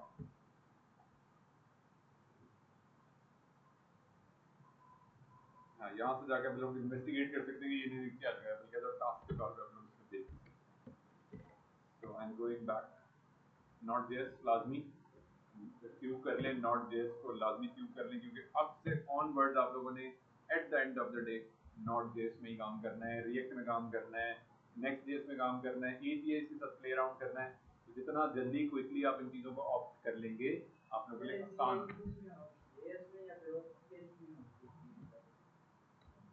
एपीआई तो डिफरेंट प्लेटफॉर्म है ना, जैसे आपको एग्जांपल के तौर पे मैंने सिनेरियो बताया कि हमने गिटहब पे अकाउंट क्रिएट करवाना है यूजर का, तो उसके लिए हम एपीआई यूज करेंगे फ्रॉम द जीमेल। हाँ, जीमेल की अपनी लिखेंगे रिएक्ट में, रिएक्ट में रिएक्ट यहाँ पे रिएक्ट सिखाया जाएगा, इस वाले कोर्स में रिएक्ट सिखाया जाएगा। अगर आप पीएचपी में काम करना चाह रहे हैं तो आप चैट जीपीटी से हेल्प ले सकते हैं, लिख उसमें भी सकते हैं पॉसिबल। उसमें ये नहीं है कि अगर आपको जीमेल वाला कोई एपीआई दे रहा है तो आपने रिएक्ट में ही लिखनी है, नहीं ऐसे नहीं होता। बल्कि आप हो सकता है आप ऐसी वेबसाइट पे काम कर रहे हो जो पीएचपी बेस्ड वेबसाइट हो, लारावेल बेस्ड वेबसाइट हो, पीएचपी वर्डप्रेस बेस्ड वेबसाइट हो, तो आपने उसको कैसे हैंडल करना है, आपने सेम एपीआई जो आपको जीमेल प्रोवाइड कर रहा है to sign up the user using the Gmail account, तो वो आपने एपीआई उस कोडिंग सिंटैक्स के मुताबिक लिखनी है जो पीएचपी वाला। यहाँ जो है यहाँ रिएक्ट के हिसाब से लिखना सिखाया जाएगा। बैकएंड कोडिंग आप लोग करना सीखोगे तो आप लोग को रिएक्ट के अंदर उसका जो कोड स्निपेट होता है, लिखने का तरीका होता है, कोड सिंटैक्स होता है, कोड लिखने का तरीका मतलब कोड का सिंटैक्स जो होता है वो आपको उस हिसाब से बताया जाएगा। जैसे इस वक्त राइट नाउ हम स्टैटिक एचटीएमएल लिख रहे हैं और उसका कोड लिखने का तरीका क्या है, टैग्स के अंदर, एचटीएमएल टैग्स के अंदर काम कर रहे हैं। लेकिन रिएक्ट में ऐसे काम नहीं होगा, रिएक्ट में हर चीज डिफरेंट होगी। जब आप लोग काम करोगे ना नेक्स्ट जेएस में और रिएक्ट में, लिखने का तरीका टोटली डिफरेंट होगा। और वो आप ऑनलाइन टूल्स भी यूज कर सकते हो, विद एग्जिस्टिंग टेम्पलेट को आप कन्वर्ट भी कर सकते हो इन नेक्स्ट जेएस या react framework. One of the best option. अब कंपनी में जब आप जाते हो ना बहुत कुछ सीखते हो। यहाँ पर सैटरडे संडे को क्लास होती है, जैसे 2 दिन वहाँ से छुट्टी होती है सैटरडे संडे। बिल्कुल कर सकते हो, आप मैनेज कर सकते हो, इजीली मैनेज कर सकते हो। मतलब ऐसे फ्रंट एंड तो वहाँ पर ही बता जो है, फ्रंट एंड की सारी क्लास यस मतलब के प्रैक्टिकल कर सकते हैं वहाँ। एग्जैक्टली एग्जैक्टली 4-5 दिन वो काम करें, 5 दिन वो काम करें, 2 दिन यहाँ भी सीखें, साथ में क्लाइंट के साथ भी काम करें, साथ में अपने प्रोडक्ट पे भी काम करें, एक मतलब बता दें दुनिया में आइडिया होता है वहाँ से मेरा आइडिया तो वहाँ से है। यस बिल्कुल सही, बिल्कुल हमजा ऐसे ही करना भी, ऐसे ही हमने कहा। और हमारी जो निस्बत है ना हमारी वो अल्लाह के नबी के साथ निस्बत है, ये याद रखना। और he is a very constructive kind of personality. उनका कोई भी लम्हा जो है ना वो फ्री नहीं जाता था। हम लोग तो टाइम वेस्ट कर रहे होते थे, वो ऐसे नहीं, वो बड़े डिफरेंट तरीके से चल रहे होते थे। और जब हमें निस्बत इतनी प्यारी मिल गई तो हम उस निस्बत को क्यों ना किया। Thing is this, the core thing is this. तो यहाँ पे और अल्लाह ने हमारे लिए मसखर भी कर दी है चीज़ें, बहुत सारी चीज़ें आसान की हुई हैं। हम सिर्फ अजम्प्ट करके बैठे हैं कि डिफिकल्ट है, नहीं ऐसा नहीं है, बल्कि अल्लाह ने तो बनाया ही सब सब कुछ हमारे लिए। ब्लॉक ब्लॉक हाँ ब्लॉक लेवल एलिमेंट, अभी मैं डिव्स यूज करने लगा हूँ। नेक्स्ट हमारा स्पेन के बारे में थोड़ा वो तो उसने ये बताया, स्पेन एक इनलाइन जगह लेता है, इनलाइन पूरी इनलाइन पूरी जगह लेता है, इनलाइन जैसे अपनी जगह लेता है। हाँ जैसे मिसाल के तौर पे राइट नाउ का बटन है, एच1 का टैग जो है मतलब कि वो बिग में आता है, बिग एलिमेंट में, बट पूरी जगह एक जैसे टेक्स्ट के हिसाब से।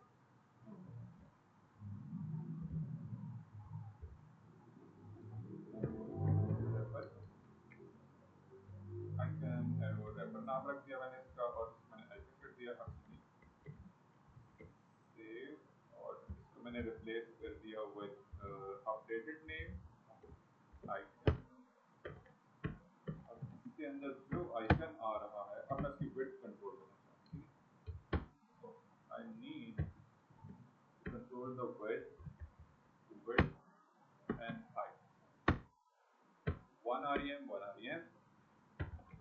तो यहाँ पर पिक्सल भी लिख सकते हैं, लेकिन मैं आपको रिकमेंड आप सब बच्चों को मैं इसलिए कहा, रीजन क्या है जी, टेलविंड और बूटस्ट्रैप वो आपको आरईएम्स के अंदर ही लेके चल रहे हैं, तो आपने भी उसी को स्टैंडर्ड को फॉलो करना है ताकि आप लोग कंफ्यूज ना हो, बल्कि आप लोगों के कोड के अंदर कोई मैस क्रिएट ना हो कि कहीं पे आरईएम्स में कहीं पे पिक्सल में नहीं। मैक्सिमम आपने कोशिश करनी है इस वाले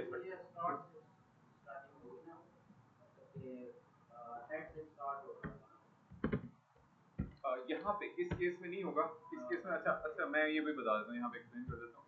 जैसे मिसाल के तौर पे मैं एक चीज़ देख रहा हूँ यहाँ पे, मैं आपको क्लियर कर देता हूँ। वन आ रही है, वन आ रही है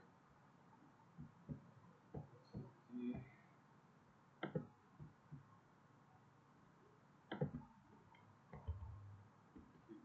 तो मैंने करना है अराउंड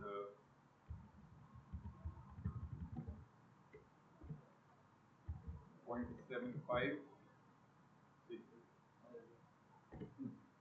अच्छा यहाँ पे ना सीन ये कि क्योंकि मैं बूटस्ट्रैप फ्रेमवर्क यूज कर रहा हूँ, तो बूटस्ट्रैप मुझे एक फैसिलिटी अवेलेबल है कि मुझे बने बनाए कंपोनेंट्स अवेलेबल है।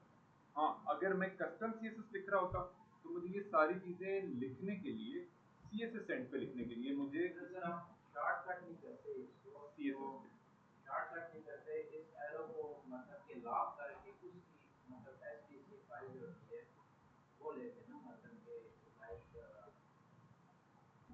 कोड कोड ले लेते हैं, जैसे हमने कल कोड यूज किया, कोड भी ले सकते हैं। मैंने इसलिए आज ये इमेज के जरिए रेंडर करवाया।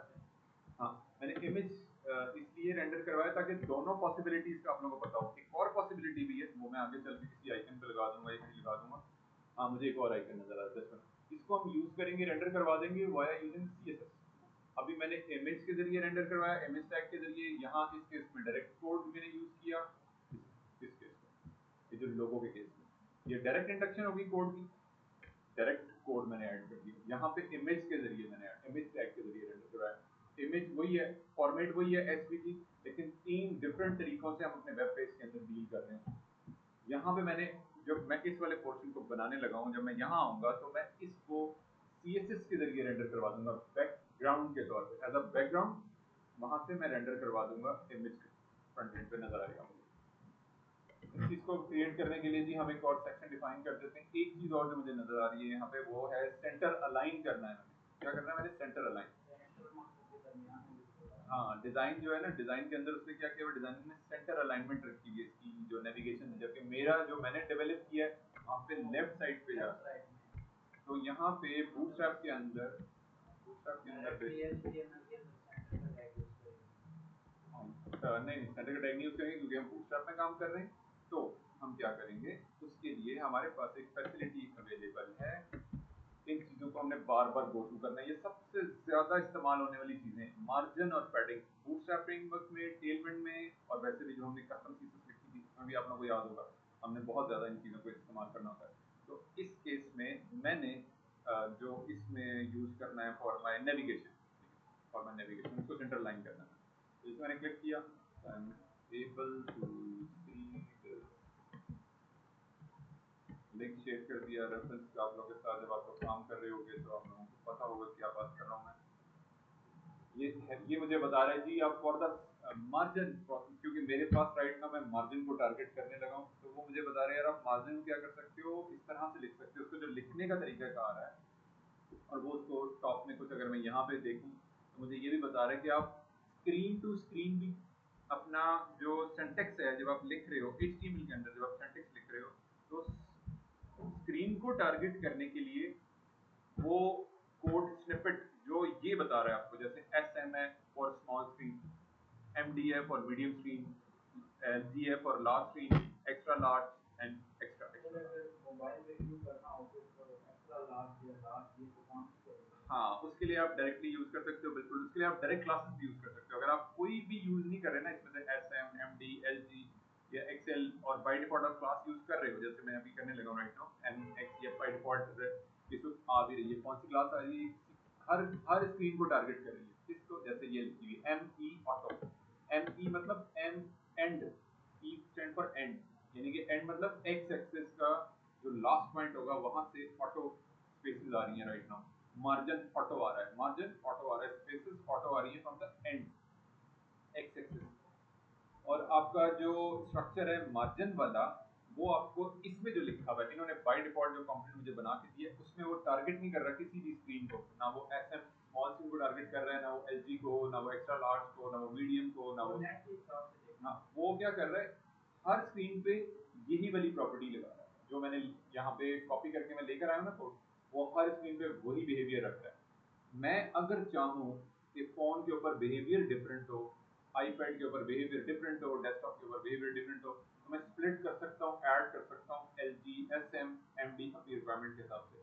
अभी के लिए मेरे पास एक और चीज़ भी है, इस केस में एक और चीज़ भी है जहाँ मुझे ज़रूरत नहीं है एम डी को या एल जी को या एस एम स्क्रीन को टारगेट करने के लिए। वो ये भी है, वो मैंने अभी ऑलरेडी आप लोगों को दिखाई भी है कि फ़ोन के ऊपर वो स्ट्रक्चर ही नए सिरे से दोबारा नया बना, मुझे ज़रूरत ही नहीं है इसको करने के लिए। मैंने सिर्फ सिर्फ टारगेट करना है अभी के लिए मैंने फॉर द डेस्कटॉप पे। और इसके लिए मैं क्या करूँगा, एम ई की जगह मैं ऐड ऑन कर दूंगा M X. M M X का जो डिफरेंस है एम ई से एम एक्स का डिफरेंस ये है कि एक्स एक्सिस को दोनों साइड से ऑटो रखेगा मार्जिन, दोनों साइड से, लेफ्ट से और राइट से। अगर मैं एम एस करूंगा तो वो सिर्फ स्टार्टिंग से ऐड ऑन करेगा फ्रॉम द लेफ्ट साइड, ठीक है, स्टार्टिंग।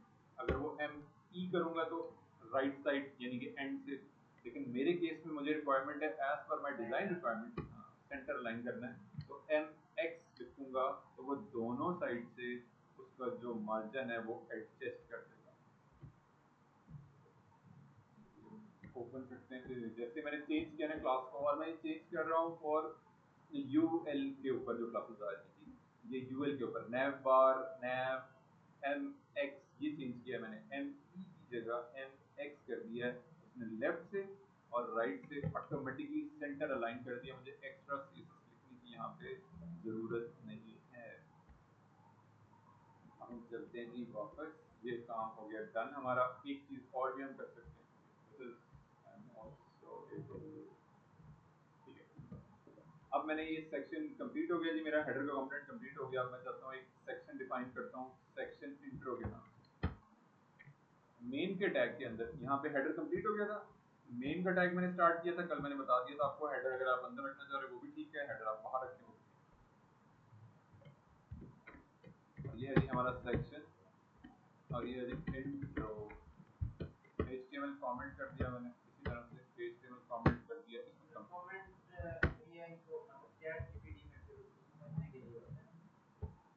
हाँ ये भी है, ये भी ठीक कहा आपने। अगर मैं चैट जीपीटी चैट जीपीटी से लगाते हैं तो फिर वो स्क्रिप्ट जो है ना वो मुकम्मल तौर पे चीज बना देता साथ साथ ये मुझे भी हेल्प आउट कर रहा है, जैसे मैंने इस पे कल को इसकी कंपोनेंट बेस्ड कोडिंग करनी तो वो मुझे भी हेल्प कर रहा है कि मुझे पता होगा कि अच्छा ये वाला कोड स्निपेट, या मिसाल के तौर पे मैं एक है। ऐसा सर इसका एसईओ से तो कोई लेना देना नहीं है कमेंट का, ऐसे उससे लेना देना नहीं है, इन बट ये है एक कि सेंस में है, एक सेंस में है, रीडेबिलिटी इंक्रीज कर रहा है, एक सेंस में है। हाँ पार्सली किस तरह से, एक चीज मुझे किसी जो को मेन समझानी हो मतलब मेन डिजाइन हेल्प कहाँ मिल रही है मुझे, हाँ मुझे एज अ मेन हेल्प यहाँ मिल रही है कि मिसाल के तौर पे मैं अपने प्रोजेक्ट के अंदर एक टीम मेंबर के तौर पे एक और रिसोर्स ऐड करता हूँ, तो उसको भी पता होगा कि अच्छा यार क्या लिख रहा हूँ मैं कोड के ये अंदर, वही हाँ मतलब किस कि क्या डिजाइन प्रैक्टिस है में ये कोड बता रहा हूँ पे। कि अगर एक किसी अगले प्रोग्रामर को भेजो तो वो या किसी काफी टेस्टर को भी भेजो यस तो वो इस चीज को समझ सकता है कि यहाँ पर ये लिखना है गुड यहाँ पर प्रैक्टिस, ऐसे दिस लिखना is a good practice to write the code, this is good practice.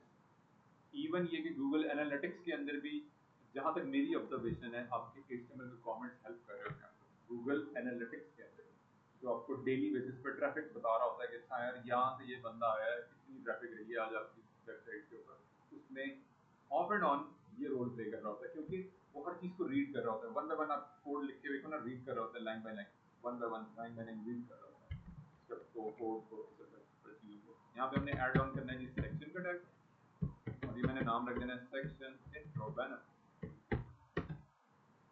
Section intro banner. Naming convention में आपने हर अल्फाबेट को स्मॉल में रखना है, स्पेसेस की जगह आपने हाइफन यूज करना है, और अगर अगर आप चाहें तो अंडरस्कोर यूज कर सकते हैं, लेकिन रिकमेंडेड है कि आप उसको हाइफन यूज करें। और इसके बाद जब मुझे नेक्स्ट टैग चाहिए इसके अंदर, वो चाहिए कंटेनर का, डिव के ऊपर मैंने लगाना है जी डिव, और div के ऊपर मुझे चाहिए जी डॉट कंटेनर। कंटेनर क्यों चाहिए, क्योंकि मेरा जो विड्थ है कंटेंट की, वो फिक्स विड्थ है, डिजाइन के हिसाब से फिक्स विड्थ के अंदर डिजाइनर ने काम किया। तो मैंने जैसे ये कोड लिखा तो मेरे पास एक स्ट्रक्चर रेडी हो गया, सेक्शन का tag, section intro banner, class लग गई उसके ऊपर, कस्टम सीएसएस क्लास तो मैंने लगाई है, अभी मैंने सीएसएस लिखी नहीं है, सिर्फ अपनी आसानी के लिए, अपने कोड की रीडेबिलिटी को इंक्रीज करने के लिए, कंपोनेंट बेस्ड कोडिंग करने के लिए मैं ये स्ट्रक्चर डे वन से लेके फिर चल रहा हूँ। अगर हम यहाँ पर क्लास नहीं लगाते तो सीएसएस में मतलब कि ऐसे तो लिख सकते हैं मतलब डॉट सेक्शन नो नो, आगे डॉट नहीं लिखेंगे, सिंपल सेक्शन लिखेंगे। अगर आप टारगेट करना चाह रहे हो तो आप सेक्शन लिखेंगे डॉट। हाँ, अगर आप डॉट लिखोगे तो it will be consider as a class, it will be consider. तो यहाँ पे अगर आपको हम वो क्लास सेक्शन लगाना मीन पड़ेगा, ऐसे लगाना। के ये हम कुछ भी नहीं लिखते, क्लास भी नहीं लिखते, फिर तो डॉट लगाना नहीं पड़ेगा नहीं ना। नहीं नहीं, नो नो, बस आप कुछ नहीं लिखना चाह रहे, आप ऐसे करना चाह रहे हो तो ये आप डायरेक्ट सेक्शन पे यहाँ पे ये this is the way, section इस टाइप का आएगा। यस, जो कि रिकमेंडेड नहीं होता, मेरा रिकमेंडेड नहीं होता। स्टार का मतलब यहाँ पर तो स्टार भी कई हाँ, मैंने सीएसएस की स्टार्टिंग, फाइल हाँ, जब में मैंने कस्टम सीएसएस पढ़ाई थी ना, वहाँ मैंने क्या किया था, यहाँ पे डिफरेंस यही आ रहा है, यहाँ मैं वो काम नहीं कर रहा। स्टार स्टार आता है उसके बाद जो है। ये यहाँ पे ये काम किया था, मैं लिख के बताता हूँ आपको। यहाँ मैंने ये काम किया था जब मैं कस्टम सीएसएस लिखता था। यहाँ मैं क्यों नहीं कर रहा वो उसका रीजन भी देता हूँ आपको। ये मैंने इसलिए लिखा था क्योंकि बाय डिफॉल्ट मेरे वेब पेज के अंदर बहुत सारे एलिमेंट्स के अगेंस्ट स्पेसेस आ रही होती हैं और मार्जिन आ रहे होते हैं, और पैडिंग मार्जिन मतलब स्पेसेस, स्पेसेस इंटरनल स्पेसिंग और आउटर स्पेसिंग किसी भी एलिमेंट की। कोई हम हेडर का टैग लगाते हैं, कोई हम डिव का टैग लगाते हैं, हम इनपुट का टैग लगाते हैं, फिर फॉर्म का मतलब टैग कि लगाते हैं। एचटीएमएल में हम जितने भी टैग्स लगाते हैं तो सीएसएस में उन सबको मेंशन करके उसके मतलब कलर्स वगैरह और अलाइनमेंट सारा कुछ इधर उधर कर रहे हैं। हाँ हाँ, ऑब्वियसली स्टाइलिंग, पोजीशनिंग, टाइपोग्राफी, उसको आपने अपडेट करना है, मतलब हर चीज जो है कंट्रोल जो हम कर रहे हैं उसका, पेज का लेआउट जो कंट्रोल कर रहे हैं वो चीज से कर रहे हैं। और जो HTML लिख रहे हैं हम, वो हम HTML टैग्स के जरिए। एचटीएमएल टैग सारे और मतलब यहाँ पर मेंशन करने हैं और नो साथ नो ही जो है नो नो, उनको सारे नहीं करने, सारे नहीं करने, as per the requirement, as per the मतलब रिक्वायरमेंट। जिसमें हमने इनपुट किए हो मतलब कि जी, जो कोड हमने लिखे हो एग्जैक्टली। उसके अंदर टेक्स्ट पैराग्राफ्स वगैरह बल्कि एक्स्ट्रा सीएसएस लिखना भी एज अ टास्क के तौर पे, ऐसे भी मार्केट में प्रोजेक्ट्स चल रहे हैं जिसमें आपको एज अ डेवलपर क्या काम करना पड़ सकता है कि आपने उस वेबसाइट पे जो एक्स्ट्रा सीएसएस लिखी हुई है ना, आपने उसको आइडेंटिफाई करना है और उसको रिमूव कर देना है। ये भी टास्क हो रहा होता है, मार्केट में चल रहा होता है। वो वेबसाइट बनी हुई है, मिसाल के तौर पे वो एक वेबसाइट चल रही है, 2-4 साल हो गए उसको चलते हुए, और उसमें रिडंडेंट सीएसएस, एक मैं टेक्निकल टर्म यूज कर रहा हूँ, redundant CSS, redundant CSS, extra CSS, ऐसी सीएसएस जिसकी जरूरत ही नहीं है लेकिन मेरा वो क्या लिखी मैं हुई है, उसको एचटीएमएल रिमूव भी की करना है हमें। तकरीबन 4 क्लासेस आती हैं, सीएसएस की 2 क्लासेस आती हैं। अगर इस वीक में मैं एचटीएमएल और सीएसएस फुल कोर्स कर रहा हूँ तो ये बेस्ट है एक वीक में मतलब विद देखो, प्रैक्टिस। हमजा, मेरे पास ऐसे स्टूडेंट भी आए हैं जिन्होंने मेरी फर्स्ट क्लास अटेंड की है, और वो भी ऐसे की है कि शायद मतलब वो कोई खास फोकस भी नहीं था उनका।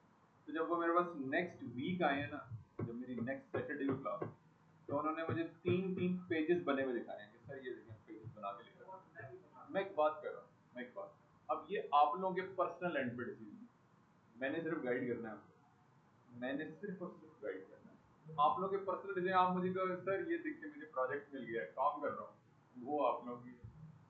अब मेरे पास अबू बकर बैठे हैं, मेरे पुराने स्टूडेंट हैं, मगर द थिंग इज दिस कि he has a very busy routine. Again, मैं तो इनको बहुत कुछ कर चुका हूँ, और मेरे साथ आशी भी कनेक्टेड है राइट नाउ। स्टार्टिंग में आशी थोड़ा सा डिसीजन इतना हार्ड लेने लगी थी, वो कहती कि सर मेरे से नहीं हो रहा और मैं जा रही हूँ। द थिंग इज दिस, मेरी कोशिश होती है, मेरे पास जो स्टूडेंट आए, हर तरह का स्टूडेंट आ रहा होता है, इवन ये मेरे पास स्टूडेंट ऐसे भी आ रहे होते हैं जो एक कभी वो हाउस वाइफ थी, फिजा नाम है उसका बच्ची का, और वो उनकी आगे बेटी भी थी। तो ऑब्वियसली एक शादीशुदा जो खातून होती है उसका लाइफ बड़ी डिफरेंट होती है एज कंपैरेटिवली कवारे बंदे के और छड़े छाट की निस्बत, उसने बहुत सारी दस जिम्मेदारियां और देखी।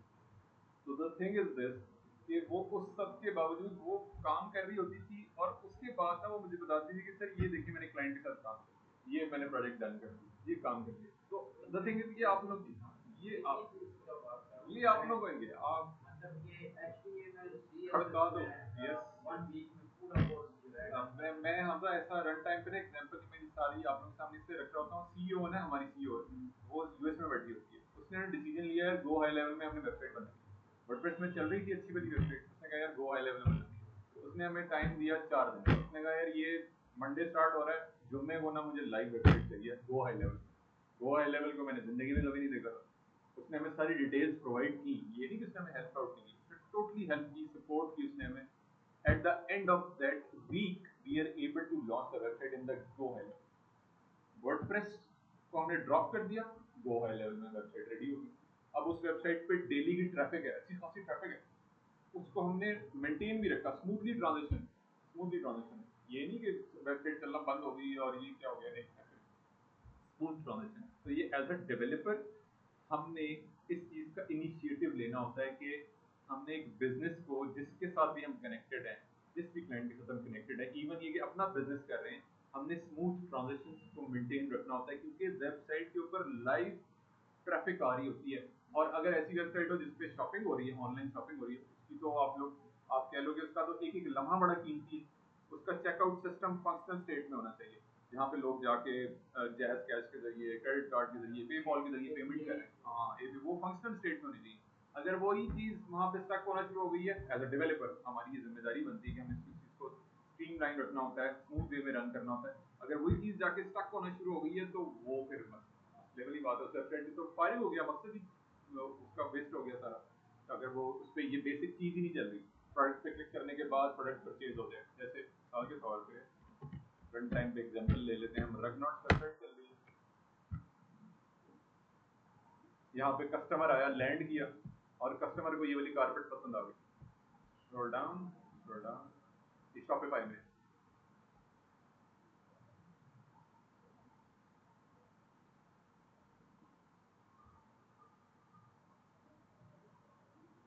इसके लिए नेट की स्पीड अच्छी होनी चाहिए।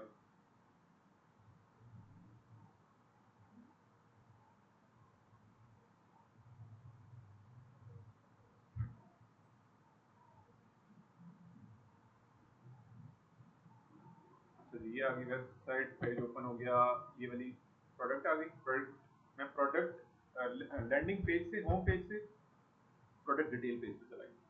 जैसे ही प्रोडक्ट डिटेल पेज पे आया तो मुझे कुछ बेसिक बेसिक इन्फॉर्मेशन आ रही है, उसका नेम आ रहा है, उसकी जो करंट इस वेबसाइट की जो रिव्यूज हैं वो डिस्प्ले हो रहे हैं, उसका उसकी जो डिटेल्स हैं, stock keeping unit SKU show हो रहा है, ठीक है। उसका कलर बेज कलर है, उसका इस कारपेट का कलर बेज है, इसकी प्राइस शो हो रही है $775।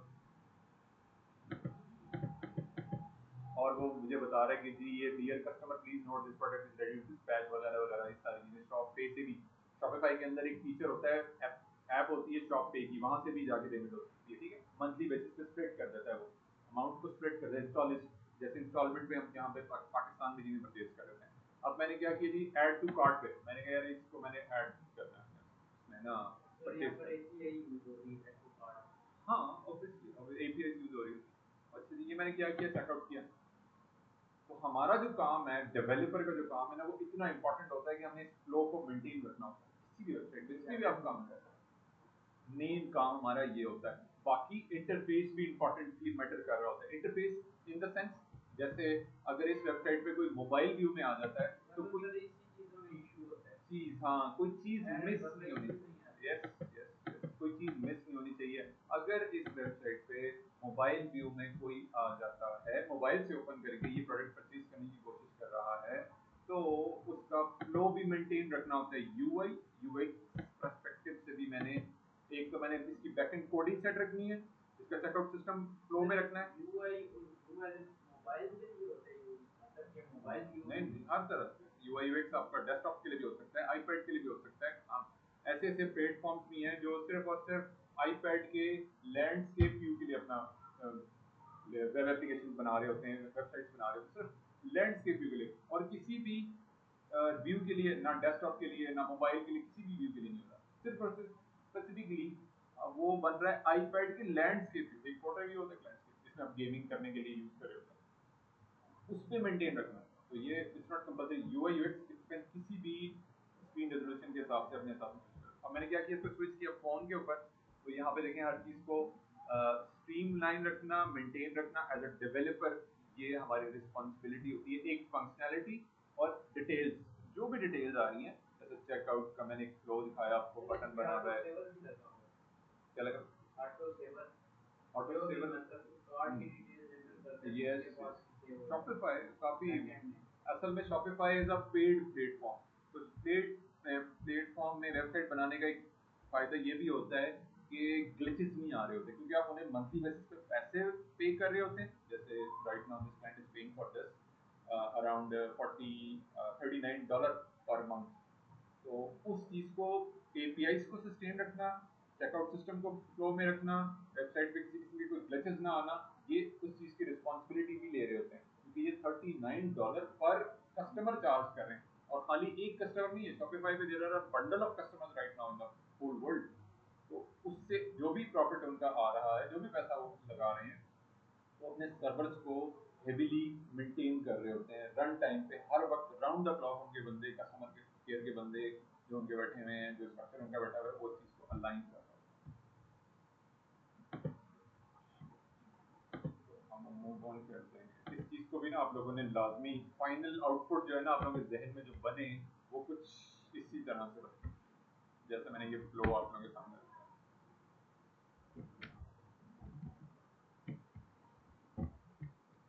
सेक्शन का टैग में कंट्रोल-C, इंट्रो इंट्रो कंटेनर, और कंटेनर के अंदर हमने ऐड ऑन करना है,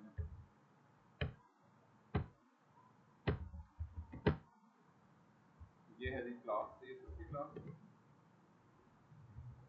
तो मैंने यहाँ पे स्टैटिक के साथ और ये मार्जिन और पैडिंग यहाँ पे इसलिए ऐड नहीं किया। मैंने फर्स्ट जब मैं कस्टम CSS लिखा था, मैंने ऐड किया था, यहाँ मैंने इसलिए ऐड नहीं किया क्योंकि बूटस्ट्रैप के अंदर बाय डिफॉल्ट ये चीज़ एडेड होती है, आपको अलग से ऐड करने की जरूरत है, आपने मिनिमल रखना होता है अपनी CSS को। That's why I didn't add this. Dot के साइन के साथ स्टार्ट किया मैंने, और इस केस में मैंने क्या करना है, सबसे पहले जो चीज़ मुझे नज़र आ रही है वो पोजीशन एब्सोल्यूट और रिलेटिव की है। क्यों? क्योंकि ऊपर ये डिज़ाइनर ने ये यूज़ किया हुआ है ना, हेडर का जो कंपोनेंट यूज़ किया हुआ है, ये ओवरले कर रहा है। ओवरले कर रहा है किसके ऊपर? इंट्रो सेक्शन के ऊपर ओवरले कर रहा है। यहाँ पे भी अगर मैं इसमें जो हमारे पास लेयर्स आ रही हैं फिग्मा की, अगर मैं उसमें भी देखूँ तो उसने डिज़ाइनर ने एक लेयर के अंदर काम कर रहा होता है। Designer this is the nav bar layer, this is the content, blah blah, ठीक है। तो यहाँ पे मैंने इसको पोजीशन एब्सोल्यूट किसको करना है जी? हेडर को, और इसको मैं पोजीशन रिलेटिव कर सकता हूँ, या मेन बॉडी को मैं रिलेटिव कर सकता हूँ, या इसकी री इंडेक्स को इंक्रीज कर सकता हूँ। अब मैं क्या कर सकता हूँ, हम चलते हैं जी CSS में, और यहाँ पे हम एक किसी क्लास लगा देते हैं for the header element.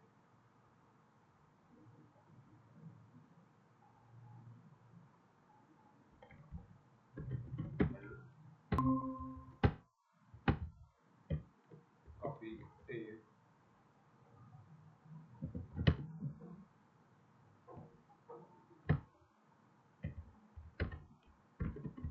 Header की क्लास लगा दी मैंने, डॉट के साइन के साथ स्टार्ट किया पोजीशन एब्सोल्यूट। अच्छा, बाय डिफॉल्ट बूटस्ट्रैप के अंदर आपको ये क्लास बिल्ट इन मिल जाएगी, पोजीशन एब्सोल्यूट, आपको अलग से लिखने की जरूरत नहीं है, क्लास आपको मिल गई है। अब आप यहाँ से वो प्रॉपर्टी रिमूव भी कर सकते हैं, ओके, आपको जरूरत नहीं है अलग से लिखने की। हाँ, बाकी प्रॉपर्टीज क्या चाहिए हमें? From the top it should be something 3 rem, on the left it should be 0, and to the right it should be 0। और मुझे ग्रेडियंट इफेक्ट भी ऐड करना है फॉर द इंट्रो सेक्शन। ये मैं ऐड करने के बाद यहाँ पे ये देखें जी, इसकी पोजीशन उसने अपडेट कर दी है। ये मैं बात कर रहा हूँ, ये मेन का टैग है अलग से, ये सेक्शन ऐड किया मैंने अभी, और ये आ गया हेडर। और सेक्शन के टैग में मैंने ऐड करना है एलिमेंट्स को। कौन कौन से एलिमेंट्स हैं वो वन बाय वन सारे ऐड कर लेता हूँ एक मरतबा।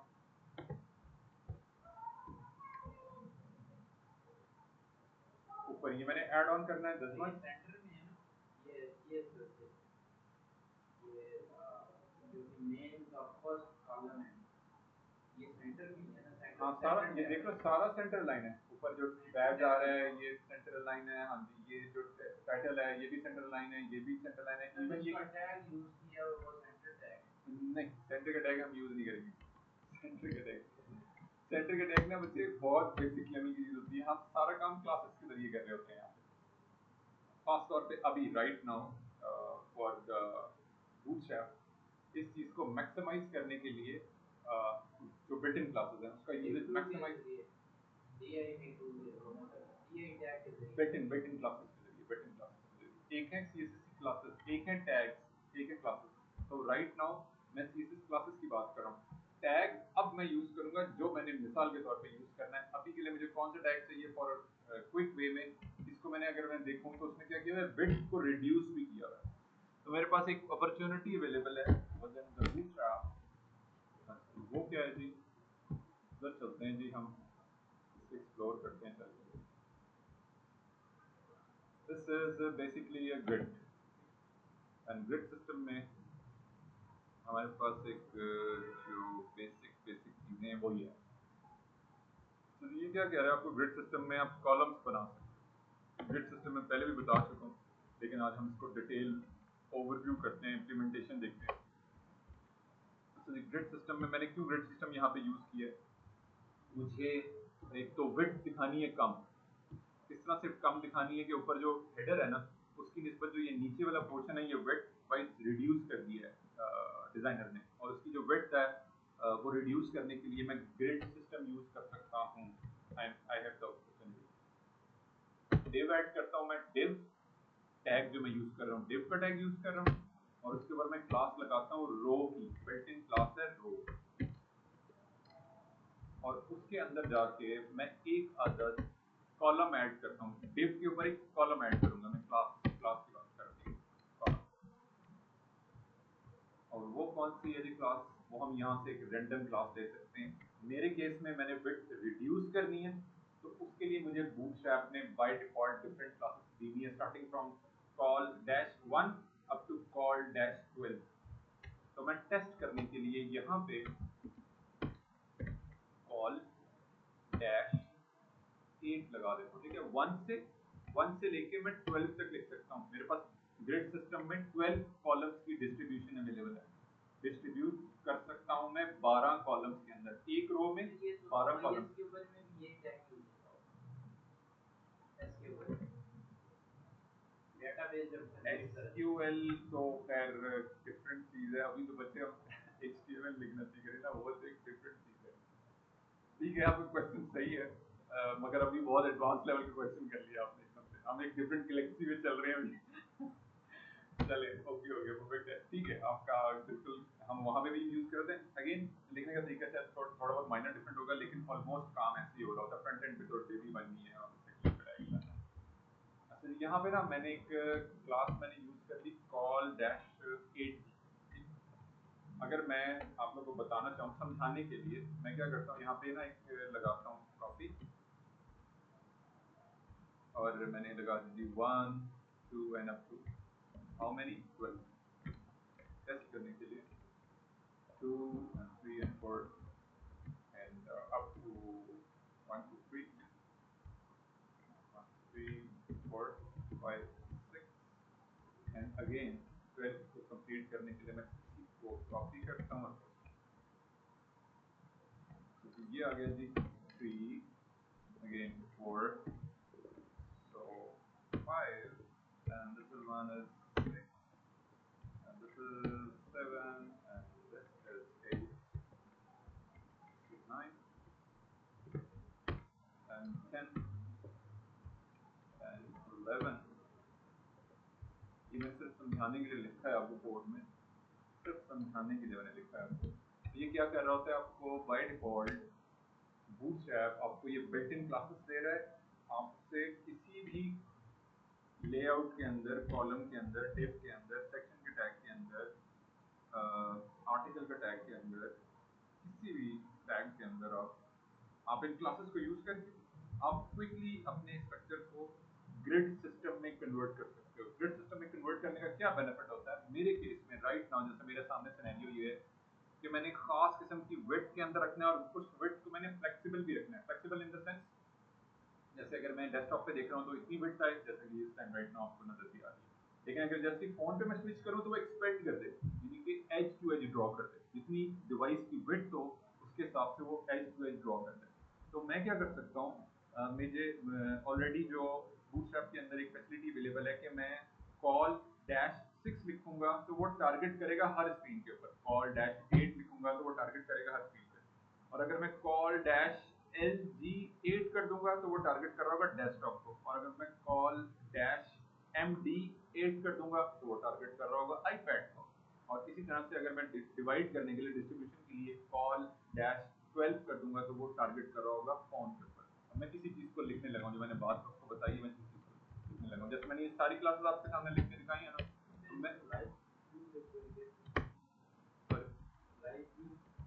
हाँ वो पहले हम ये स्ट्रक्चर इसको बिल्ड कर लें। अच्छा जी, ये है जी हमारा एलजी के लिए मैं कर रहा हूँ एक, I use this for LG, और इसी तरह से I use, जैसे iPad के लिए मैं कह रहा हूँ कि यार 10 iPad के लिए MD के लिए, और फोन के लिए मैं चाह रहा हूँ एक्सपेंडेड व्यू में है, तो मैं 12 रख रहा हूँ पूरा कंप्लीट, 1 से 12 तक का ऑप्शन है। किसी भी डिवाइस रेजोल्यूशन के हिसाब से मैं स्विच ऑन कर सकता हूँ, LG 12 भी कर सकता हूँ, LG MD 10 भी कर सकता हूँ, कॉल डैश 12 जैसे मैंने अभी बताया। यहाँ पे मुझे एक और जो चीज चाहिए वो चाहिए जी मुझे दिस वन, एक और कंपोनेंट है हमारे बूटस्ट्रैप में, हम देख लेते हैं, इसको बोलते हैं बैजेस, BAD सैंपल। तो ये मुझे हेल्प आउट कर रहा होता है इस तरह के बैजेस क्रिएट करने के लिए। कौन से वाले? जैसे मेरे केस में ये ऊपर टॉप में वाइट कलर में आ रहा है ना, your number 1 platform for skill sharing, तो ये मैंने करना है, और इसको मैंने करने के लिए again I am going to use the built-in class of badge for the div, और द div इसको मैं लिख भी लेता हूँ, BAD बैच, और this will be MBAD badge,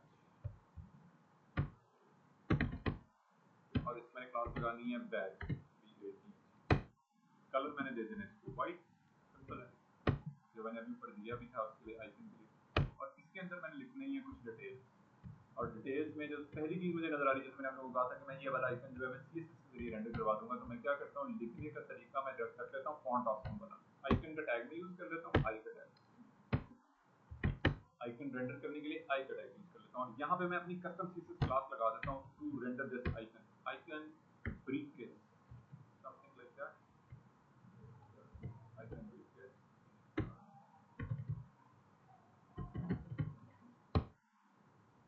और उसके बाद मैंने ऐड ऑन करना है जी ये text,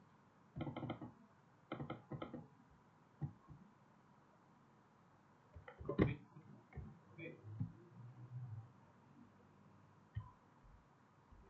then this is the H1, copy, और ये H1 के टैग में आएगा। अब ये H1 के टैग में क्यों आएगा? क्योंकि हमने अपने पेज में H1 का टैग एक मरतबा रेंडर करना होता है। आप ऐसा काम लोगों के लिए भी कर सकते हैं, ब्रांडिंग लोगों के लिए भी रिकमेंडेड है। From the SEO department H1 tag is highly recommended to render the logo as well, या आपके पेज में जो भी मेन हेडिंग आ रही है, जो आपके प्रोडक्ट को प्रमोट करने में, उसको टेक्निकली रैंकिंग बेहतर करने में, आपकी प्रोडक्ट के बारे में बेहतरीन एक्सप्लेनेशन प्रोवाइड करने में कस्टमर को अगर हेल्प आउट कर रही है, ये कंटेंट की बात करें, तो आपको चाहिए कि आपका जो कंटेंट है, जो आपका पेज की टैग लाइन है, वो H1 टैग के अंदर हो, उससे आपके पेज की रैंकिंग भी बेहतर होगी, आपकी प्रोडक्ट को ऑटोमेटिकली गूगल आइडेंटिफाई करके उसकी रैंकिंग को बेहतर करेगा, क्लाइंट्स को, कस्टमर्स को रिकमेंड भी कर रहा होगा। यहाँ पे पैराग्राफ का टैग हमने लगाना है, पैराग्राफ का टैग हमने यूज करना है जी for use this, and the last thing I am able to see is the form tag। ये मैंने ऐड ऑन करने के बाद this one has been done, और यहीं पे ही मैं लिख लेता हूँ कि फॉर्म, मैं ऐड कर लेता हूँ यहाँ पे form।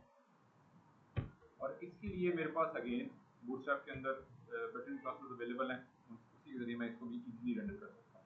बिल्ट-इन क्लासेस के लिए हम चलते हैं जी फॉर्म के कंपोनेंट के अंदर। हाँ, मैं एक्चुअली आप लोगों को बता रहा हूँ कि यहाँ से भी ना हम इन चीज़ों को ढूंढ सकते हैं, वो भी पता होना चाहिए आप लोगों को। ये देखें यहाँ पे, ठीक है, मेन मेनू से हैंडल आउट किया ओवरव्यू, और यहाँ पे जाके सिंपल वे में हमने क्या करना है जी, वही बेसिकली रिक्वायर, ये इसमें हमें सिंपल एक इनपुट फॉर्म बना के उसने हमें बताया हुआ है form control, select, check box, etcetera etcetera,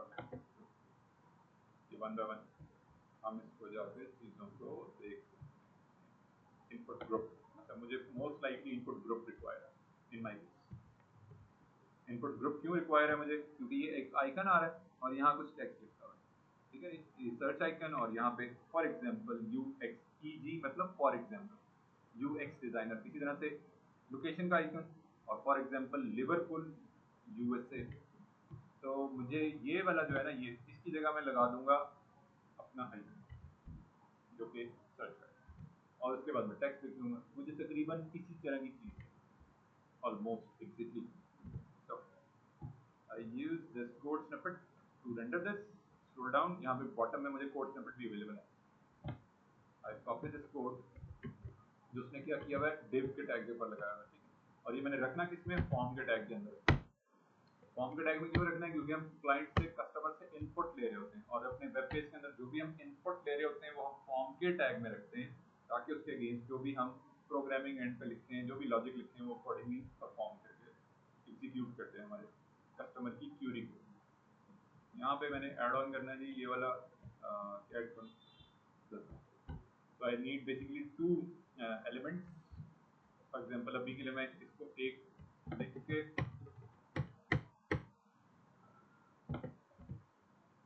just on the search button, एक काम हम और भी कर लेते हैं, बटन का उसने हमें ऑप्शन दिया है, तो इसके लिए हम एक और ग्रिड सिस्टम यूज हम क्या करते हैं, यहाँ पे लगाते हैं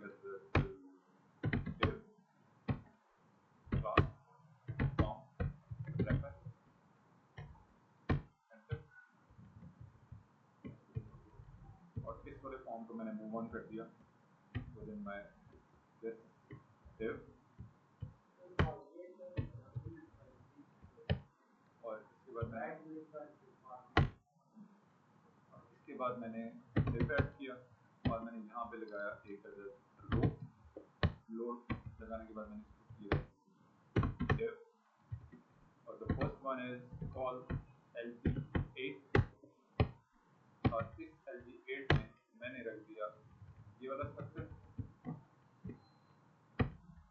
और मैंने जो सेकंड स्ट्रक्चर है मेरा इसको मैंने कर दिया div, जो कि 12 में से टोटल में से माइनस जब मैंने किया तो बाकी बचा मेरे पास कॉल LT4, टोटल 12 की ग्रिड सिस्टम यूज करते हैं। और यहाँ पे मैंने रख दिया बटन, कौन सा वाला बटन चाहिए मुझे, जो चाहिए सर्च का बटन, यहाँ मैंने रखा BTN प्राइमरी, और यहाँ मैंने वेट कर दिया 100, and then this is basically SEA RTH,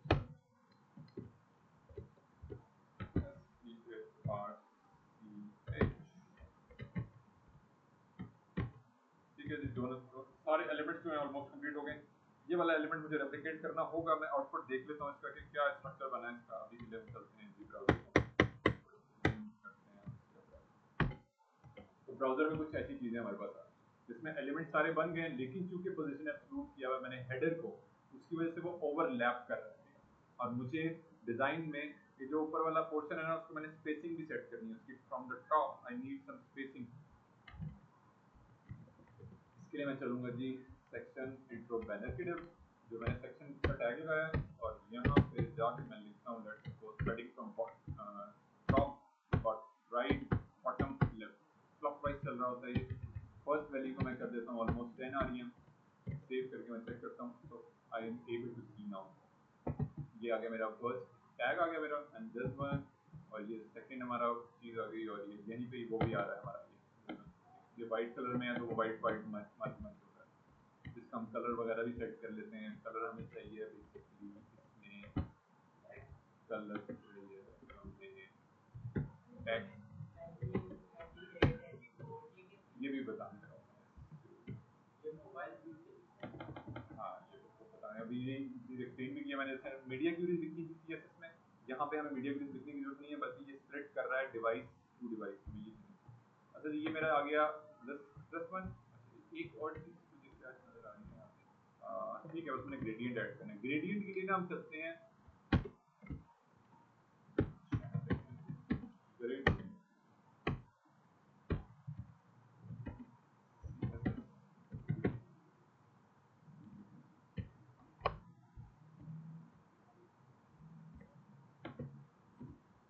online resource पे हम आ गए ग्रेडियंट ऐड करने के लिए।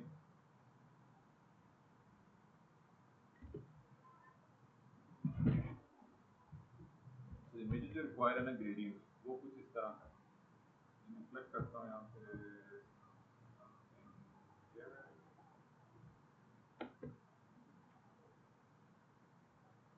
जीरो,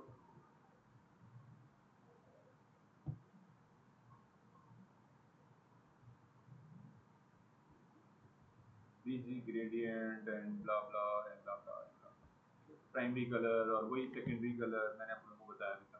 तो ये चीज़ें हमें चल रही होती हैं। हम बाय डिफ़ॉल्ट जो वेरिएबल्स आ रहे हैं ना बूटस्ट्रैप के, उसको हम रिप्लेस भी कर सकते हैं अपनी थीम ब्रांडिंग कलर से। यहाँ पे ना मैं इसी से कुछ मिलता जुलता कुछ जनरेट करवा लेता हूँ। अच्छा ये काम ना एक और तरीके से भी, ये भी हाँ ये चीज़ें बता हम चलते हैं इस वाली लेयर को करता हूँ मैं ऑफ। कौन सी लेयर को?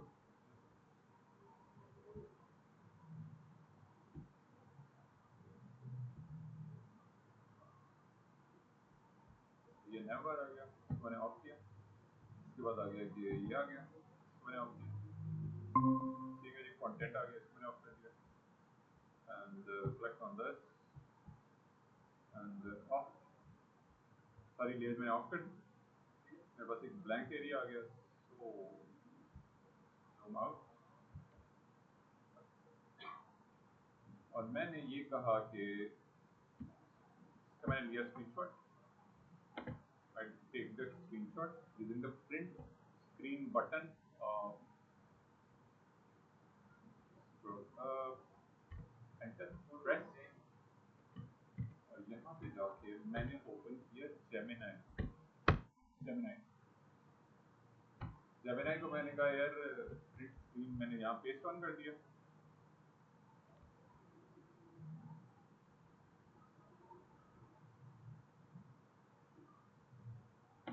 Print screen provide me the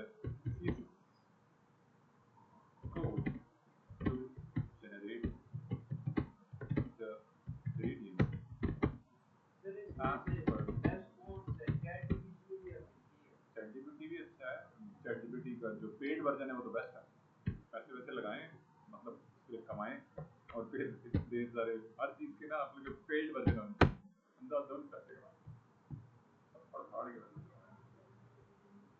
वो क्या कर रहा है, वो मुझे हेल्प आउट कर रहा है टू जनरेट द सीरीज को और जस्ट। तो आप लोग भी ऐसे कर सकते हैं, it's quite easy. Something like this gradient. मैंने क्या किया, मुझे ये वाली प्रॉपर्टी चाहिए, ठीक है, क्योंकि मैंने सेक्शन के टैग के ऊपर लगाना है और सेक्शन के टैग के लिए मेरे पास चीज मैंने डिफाइन की हुई है, जिस मैंने अभी रिसेंटली पेडिंग दी। तो उसने कुछ बनाया तो है लेकिन कुछ एग्जैक्ट नहीं बनाया, क्योंकि मैं सस्ता वाला काम कर रहा हूँ, मेरा वो पेड नहीं है वर्जन। लेकिन अगर पेड वर्जन होता तो काफी सारी चीजें अपडेट हो जाती। तो ना आप उसको एक्यूरेटली प्रॉम्प्ट दे के भी ना चीजें सेटमेंट कर सकते हो। Looks horrible,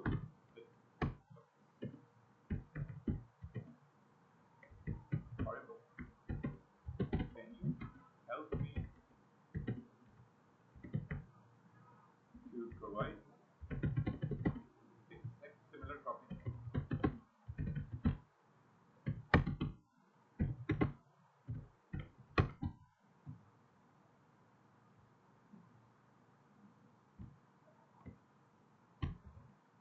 paste once I use that within my code.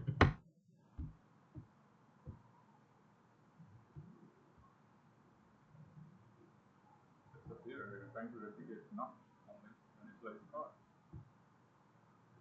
तो कुछ आप कर सकते हैं ऐसे भी, समथिंग लाइक दैट, ठीक है ना। उसमें कुछ डिटेल में मैंने प्रॉम्प्ट जरा इसके लिए ना आप लोगों को एआई से काफी डिटेल वर्कआउट आपने करना है, इसी तरह से ये काम आप चेक भी। ओके, तो उसने क्या किया है कि उसने ये वाली स्क्रीनशॉट्स की जो इधर उधर की चीजें ना वो भी पिक कर ली उसने, ये भी और ये भी पिक कर लिया। मैंने स्पेसिफिकली उसे कहा था कि ये वाला ग्रेडियंट, तो मैं थोड़ा और स्पेसिफिक हो जाता हूँ। किस तरह से स्पेसिफिक हो जाता हूँ मैं?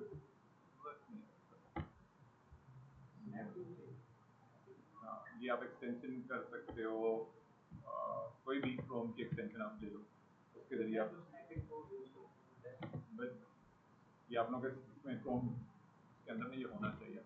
दिस वन इज क्या नाम है जी इसका, स्क्रीनशॉट समथिंग लाइक दैट। अच्छा जी मैंने क्या किया, मैंने कर लिया जी स्क्रीनशॉट और यहाँ पे जाके मैंने कर दी ऐड ये chat video and upload screenshot and help me write the this code to generate the gradient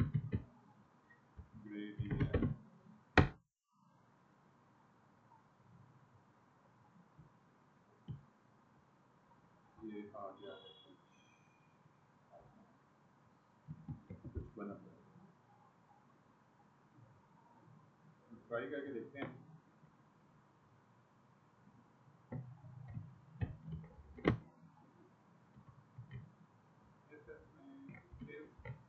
existing को रिप्लेस कर दिया मैंने, तो ये कुछ मिलता जुलता बनना शुरू हो गया।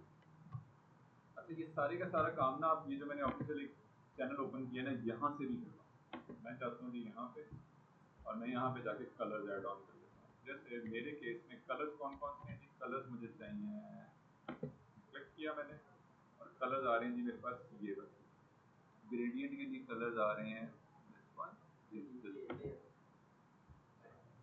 these are the colors।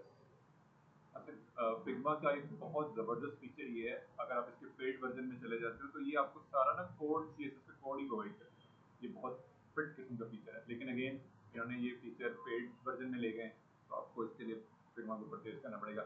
लेकिन आप ऐसे भी काम कर सकते हो, जैसे राइट नाउ मैं ये लीनियर बता रहा है मुझे और क्या बता रहा है जी, रेडियल नहीं है लीनियर है और इसकी डायरेक्शन वगैरह ये मुझे बता रहा है, ठीक है। ये कलर एंडिंग है स्टार्टिंग है और मैं ये क्या कर देता हूँ यहाँ से मैं कलर पिक कर लेता हूँ, मैंने कर लिया copy, copy this color and should be linear and should be here and this should be white, copy this and this should be here। ये कुछ चीजें मेरे पास करना शुरू हो गए हैं, कुछ ऐड ऑन किया हुआ है एक्स्ट्रा, हाँ जी बिल्कुल ऐसे ही है, कुछ उसने डिफरेंट बहुत सारी चीजें यहाँ पे मुझे नजर आ रही हैं, तो आई थिंक मैं समय मुझसे एडजस्ट करेंगे। अभी के लिए टेस्ट करने के लिए मैं क्या करता हूँ, किसी यहाँ पे जब ये कलर बन 180 है ना, इसको थोड़ा सा चेंज करके हाँ वो भी पॉसिबिलिटी, ये डिग्री भी हम सेट कर सकते हैं, ठीक है ना, हमारे पास 360 एंगल होता है ये सारा, इसने भी यही किया हुआ है, बिल्कुल इसने दरमियान में किया है। ये बिल्कुल। तो ये आप एंगल भी चेंज कर सकते हो, जो भी आप ये सारी डिटेल्स आपको यहाँ से भी मिल सकती है, ये जो आप डिजाइन देख रहे हो उसमें से भी ये सारी डिटेल्स आपको मिल सकती है। अगेन मैंने क्या किया, सेट कर लिया almost 120 90, I think this is good, maybe 45 or something 75 something right। अच्छा यहाँ पे जब ये एंगल सेट हो जाएगा ना तब ओके हो जाएगा, डन हो जाएगा।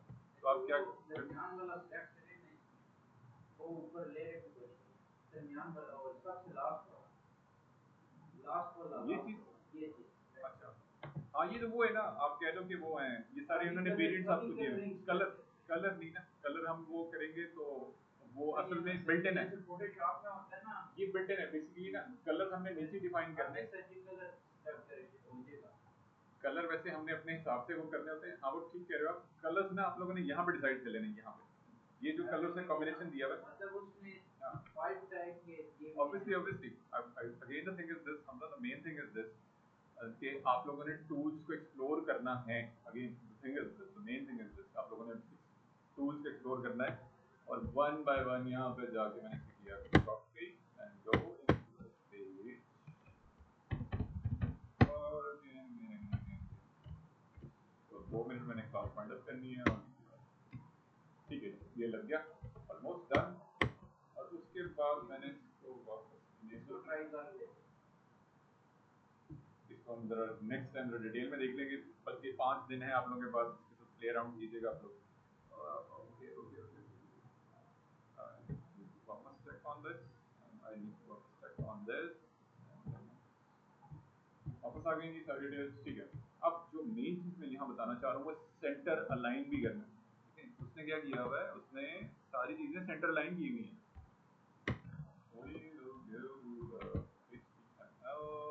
और बटन क्लासेस का इस्तेमाल हम करने लगे हैं यहाँ पे रो के ऊपर ना, जस्टिफाई कंटेंट ये जो डायरेक्ट सेंटर क्या मतलब मतलब ये जो एक हेडिंग है इसमें अगर हम डायरेक्टली सेंटर कर हाँ, पहला पहला हम ये जरा कर लें। अच्छा जी, पहले हम करेंगे ये वाला कॉन्सेप्ट, ठीक है ना। ये मैंने आप लोगों को रेफरेंस दे दिया जस्टिफाई कंटेंट, तो ये हम कर लें जी। पहला स्टेप हम ये करेंगे, उसके बाद इसको मैंने कॉपी कर दिया और ये मैंने to generate the gradient, to generate gradient, और इसके हमने जैसे ही मैंने स्विच किया इसको, मैंने सेव किया, और इसका ये बेनिफिट हुआ कि जो मेरा स्ट्रक्चर है ना, जो क्योंकि मैंने उस पूरे टॉप वाले एरिया के, ये मेरा हेडर था, यहाँ से स्टार्ट हो गया यहाँ पे एंड हो रहा था, इसकी इस वाली स्पेस को मैंने ब्लैंक रखना था, और मैंने इस वाली स्पेस को ब्लैंक रखना था। तो मैंने जब इसको शिफ्ट ऑन किया ग्रिड सिस्टम में,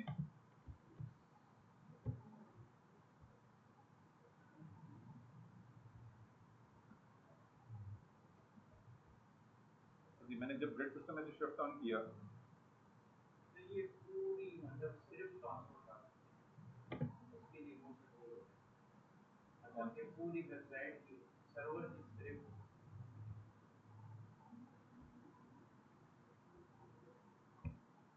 अच्छा अच्छा, ये मैंने क्या किया जी, ठीक है, हम तो मैं आप थोड़ा एडवांस लेवल पे क्वेश्चन कर रहे हो, अभी मैं बेसिक बेसिक चीजें बता रहा हूँ। अच्छा जी, ये वैसे चैट जीपीटी से हेल्प ले सकते हो। कंटेनर, कंटेनर के अंदर जो ग्रिड सिस्टम में मैंने रो लगाया, रो में मैंने क्या किया, एक कॉलम ऐड किया था for the L G, L G 8, M D 10, और L for small screen it's been 12। अब जब मैं स्विच करूंगा इसको, और ये क्या फायदा क्या हो रहा है मुझे इसका, कि ये सेंटर अलाइन रख रहा है with fix width, centre align रख रहा है मेरे कंटेंट को, मेरे कंटेंट को रो के अंदर जो एल जी है, जो मैंने यूज किया है एल जी 8, और उसके कॉम्बिनेशन के तौर पर जस्टिफाई कंटेंट सेंटर की बिल्डिंग क्लास मैंने यूज किया है, वो मेरे कंटेनर को सेंटर अलाइन रख रही है, सेंटर अलाइन रखने में हेल्प आउट कर रही है। और इसी तरह से अगर मैं इसको रिस्पॉन्सिवली ओपन करता हूँ, तो वो एक्सपेंड कर गया, किस तरह से एक्सपेंड कर गया, एच टू एच, ठीक है। ये अब जो क्लास लग रही है ना इसके ऊपर, ये देखो 100% पे वो एक्सपेंड कर रहा है, वरना जब डेस्कटॉप पे है तो वो विड्थ कम कर रहा है, फोन पे वो एक्सपेंड कर रहा है, तो डिफरेंस हो रहा है। अब मैंने क्या करना है जी, ये चीज मैंने अब यहाँ पे हम करते हैं, और यहाँ पे हम आते हैं, दिस वन, हाँ ये मैंने हेडर का जो कलर है ना मैंने रिमूव कर देना है। क्यों रिमूव करना है, क्योंकि मैंने कलर उसको आप लोगों को जज़ाकल्लाह, thank you so very much, thank you, अल्लाह हाफिज़। अच्छा जी, मैंने पीजी सेकेंडरी को रिमूव कर दिया यहाँ से, और जब मैंने रिमूव किया तो ये मेरे पास था, क्योंकि मैंने कलर इसलिए लगाया था क्योंकि उस टाइम मैंने आप लोगों को विजिबिलिटी उसकी नज़र नहीं आ रही थी।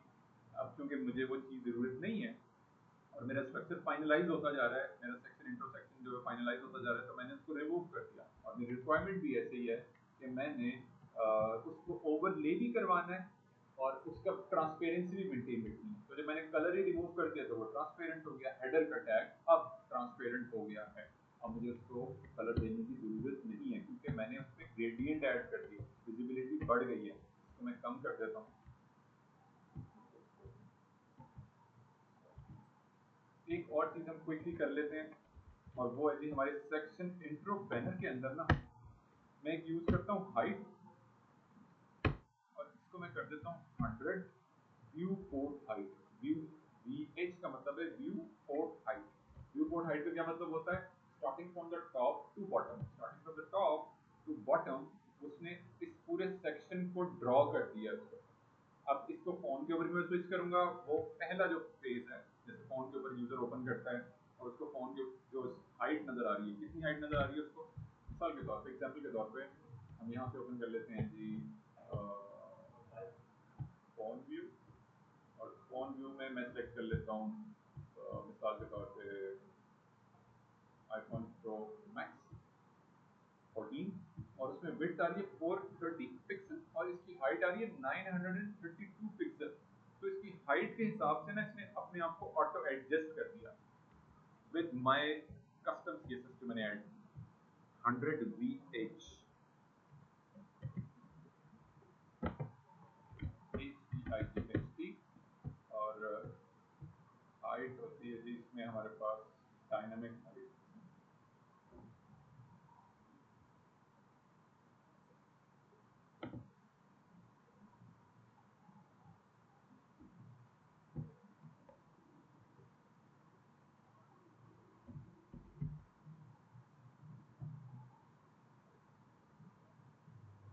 इसमें कुछ यूटिलिटी क्लासेस भी होती हैं, ठीक है। बूटस्ट्रैप के अंदर यूटिलिटी क्लासेस भी होती हैं, वो भी आप यूज कर सकते हो अपने पूरे इमेज को फ्रॉम टॉप, अपने कंटेनर को, इमेज को, एलिमेंट को, टैग को, स्टार्टिंग फ्रॉम, जैसे हमारे केस में हमने सेक्शन के टैग को टारगेट किया, starting from the top to bottom आप अपने स्ट्रक्चर को, लेआउट को अकॉर्डिंगली प्रोसीड करवा सकते हो with using the class, built in class. अभी के लिए मैंने क्या किया है, कस्टम सीएसएस के जरिए हाइट 100% किया, 100% है। मिसाल के तौर पे मैं यहाँ पे भी क्या करता हूँ, बताता हूँ आपको, मिसाल के तौर पे 500 इसको मैं रिमूव करता हूँ यहाँ से,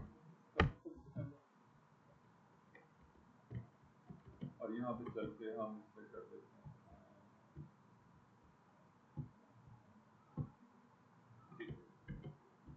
अब उसने क्या किया, हाइट 100% कर तो दी, 100% में और व्यू पोर्ट हाइट में यही डिफरेंस होता है। 100% कर तो दी, लेकिन उसने अपने पेरेंट कंटेनर के हिसाब से की, जो किसके पेरेंट कंटेनर के हिसाब से, जो सेक्शन का टैग है उसके पेरेंट कंटेनर के हिसाब से हाइट 100%। और इस चीज को हैंडल करने के लिए मैं क्या कर सकता हूँ, यहाँ पे जाके एक और भी काम कर सकता हूँ, वो है जी मेन का टैग, और मेन का टैग में जाके मैं डिस्प्ले टेक्स्ट भी कर सकता हूँ, ठीक है, और वहाँ पे जाके मैं बाकी स्ट्रक्चर को भी अपडेट कर सकता हूँ। अभी के लिए मैंने सेव ऑन किया यहाँ पे हाइट रिवर्ट की, और एक काम हम और कर लेते हैं, वर्टिकली मिडिल अलाइनमेंट भी कर लेते हैं, ठीक है। I think vertical middle alignment, rest of the part के लिए हम सिंपल क्या करते हैं, रो और ये कंटेनर और इसके अंदर कॉलम और ये text. So once I give this my badge, title, paragraph, it's in center aligned. Tag नहीं है, क्लास है, text centre. Text centre class क्या कर रही है, टेक्स्ट सेंट्री क्लास हमारी क्या कर रही होती है,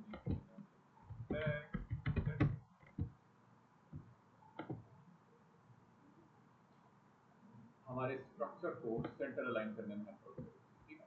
अच्छा, इस केस को करने से पहले ना मैंने जो चीज की है वो आप लोगों ने भी लाजमी, आप लोगों ने जरा तवज्जो रखना है उस पर। वो रो के अंदर मैंने इसको जस्टिफाई सेंटर भी की, इसको सेंटर लाइन में दिखाया मैंने पहले कॉलम को, और फिर नेक्स्ट स्टेप के तौर पे मैंने इस वाले कंटेनर को टेक्स्ट सेंटर,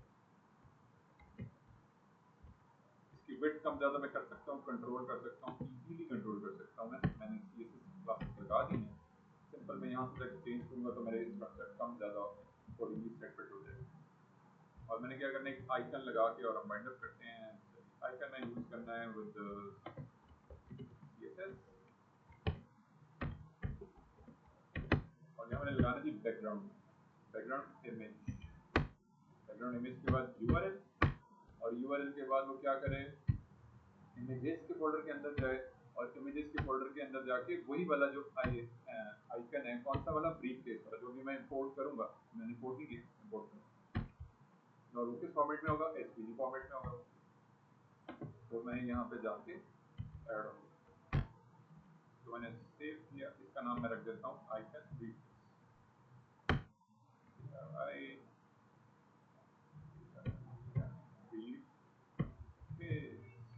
डॉट SVG, और सिंपल बस मैंने जाके डिजाइन में इसको डबल क्लिक करना, आइकन ग्रुप के अंदर आइकन ना रखा हुआ है, click, scroll down on the right side, click on export. PNG की जगह हमने कर देना है SVG and export.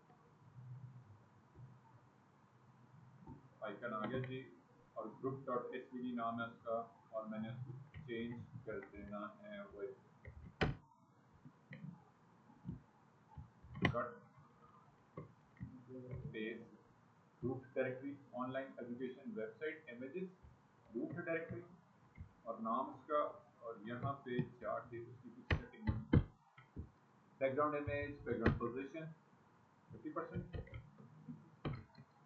Centre align centre रखने के लिए वर्टिकली एक्स एक्सिस और background repeat it should not repeat and the width should be 2 rem and the height should be 2 rem and it should be display inline block inline element होता है I by default उसको मैंने override करवा दिया then I am able to see this और ये batch जो है ना इस बैच को हम क्या कर सकते हैं d-flex built-in class है फ्लेक्सी क्लास ने क्या किया कि उसकी जो अलाइनमेंट है ना वो पैरेलल कर दिया दोनों एलिमेंट को आइकन को और इस टेक्स्ट और वर्टिकली मिडिल में लाने के लिए जो हमारे पास एक चीजें चल रही होती हैं जस्टिफाई कंटेंट सेंटर और align item centre align item built in classes हैं अलाइन आइटम सेंटर रेफरेंस मैं दे देता हूँ जी ये देखें जी वर्टिकल मिडिल में तो मैं रेफरेंस का दे देता हूँ ऑफिशियल वेबसाइट से अलाइन आइटम सेंटर वाला कॉपी और आज के लिए हम वाइंड अप कर लेते हैं जी और इंशाल्लाह नेक्स्ट वीक जो हमारी होगी ना क्लास उसमें हम मज़ीद डिटेल्स देखेंगे चीज़ों को अभी मैंने सिर्फ बेसिक लेआउट बनाया है स्ट्रक्चर रेडी किया है और आप लोगों को भी मैं जो हर स्टूडेंट को ना एक डिज़ाइन असाइन कर दूंगा फिग्मा का उसमें जब आप लोग काम करोगे तो वो आप लोग ज़्यादा ठीक है thank you so very much इंशाल्लाह नेक्स्ट वीक में कंटिन्यू करते हैं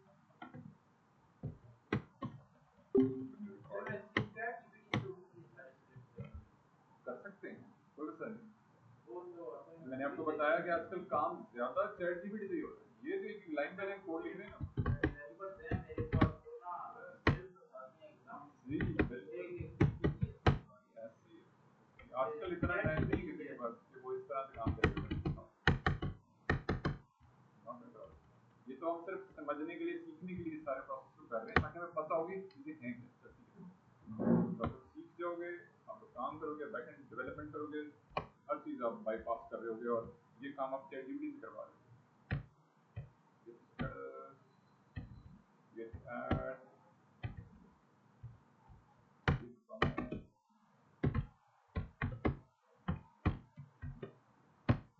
ये है कि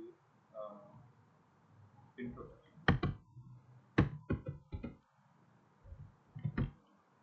लेआउट अपडेट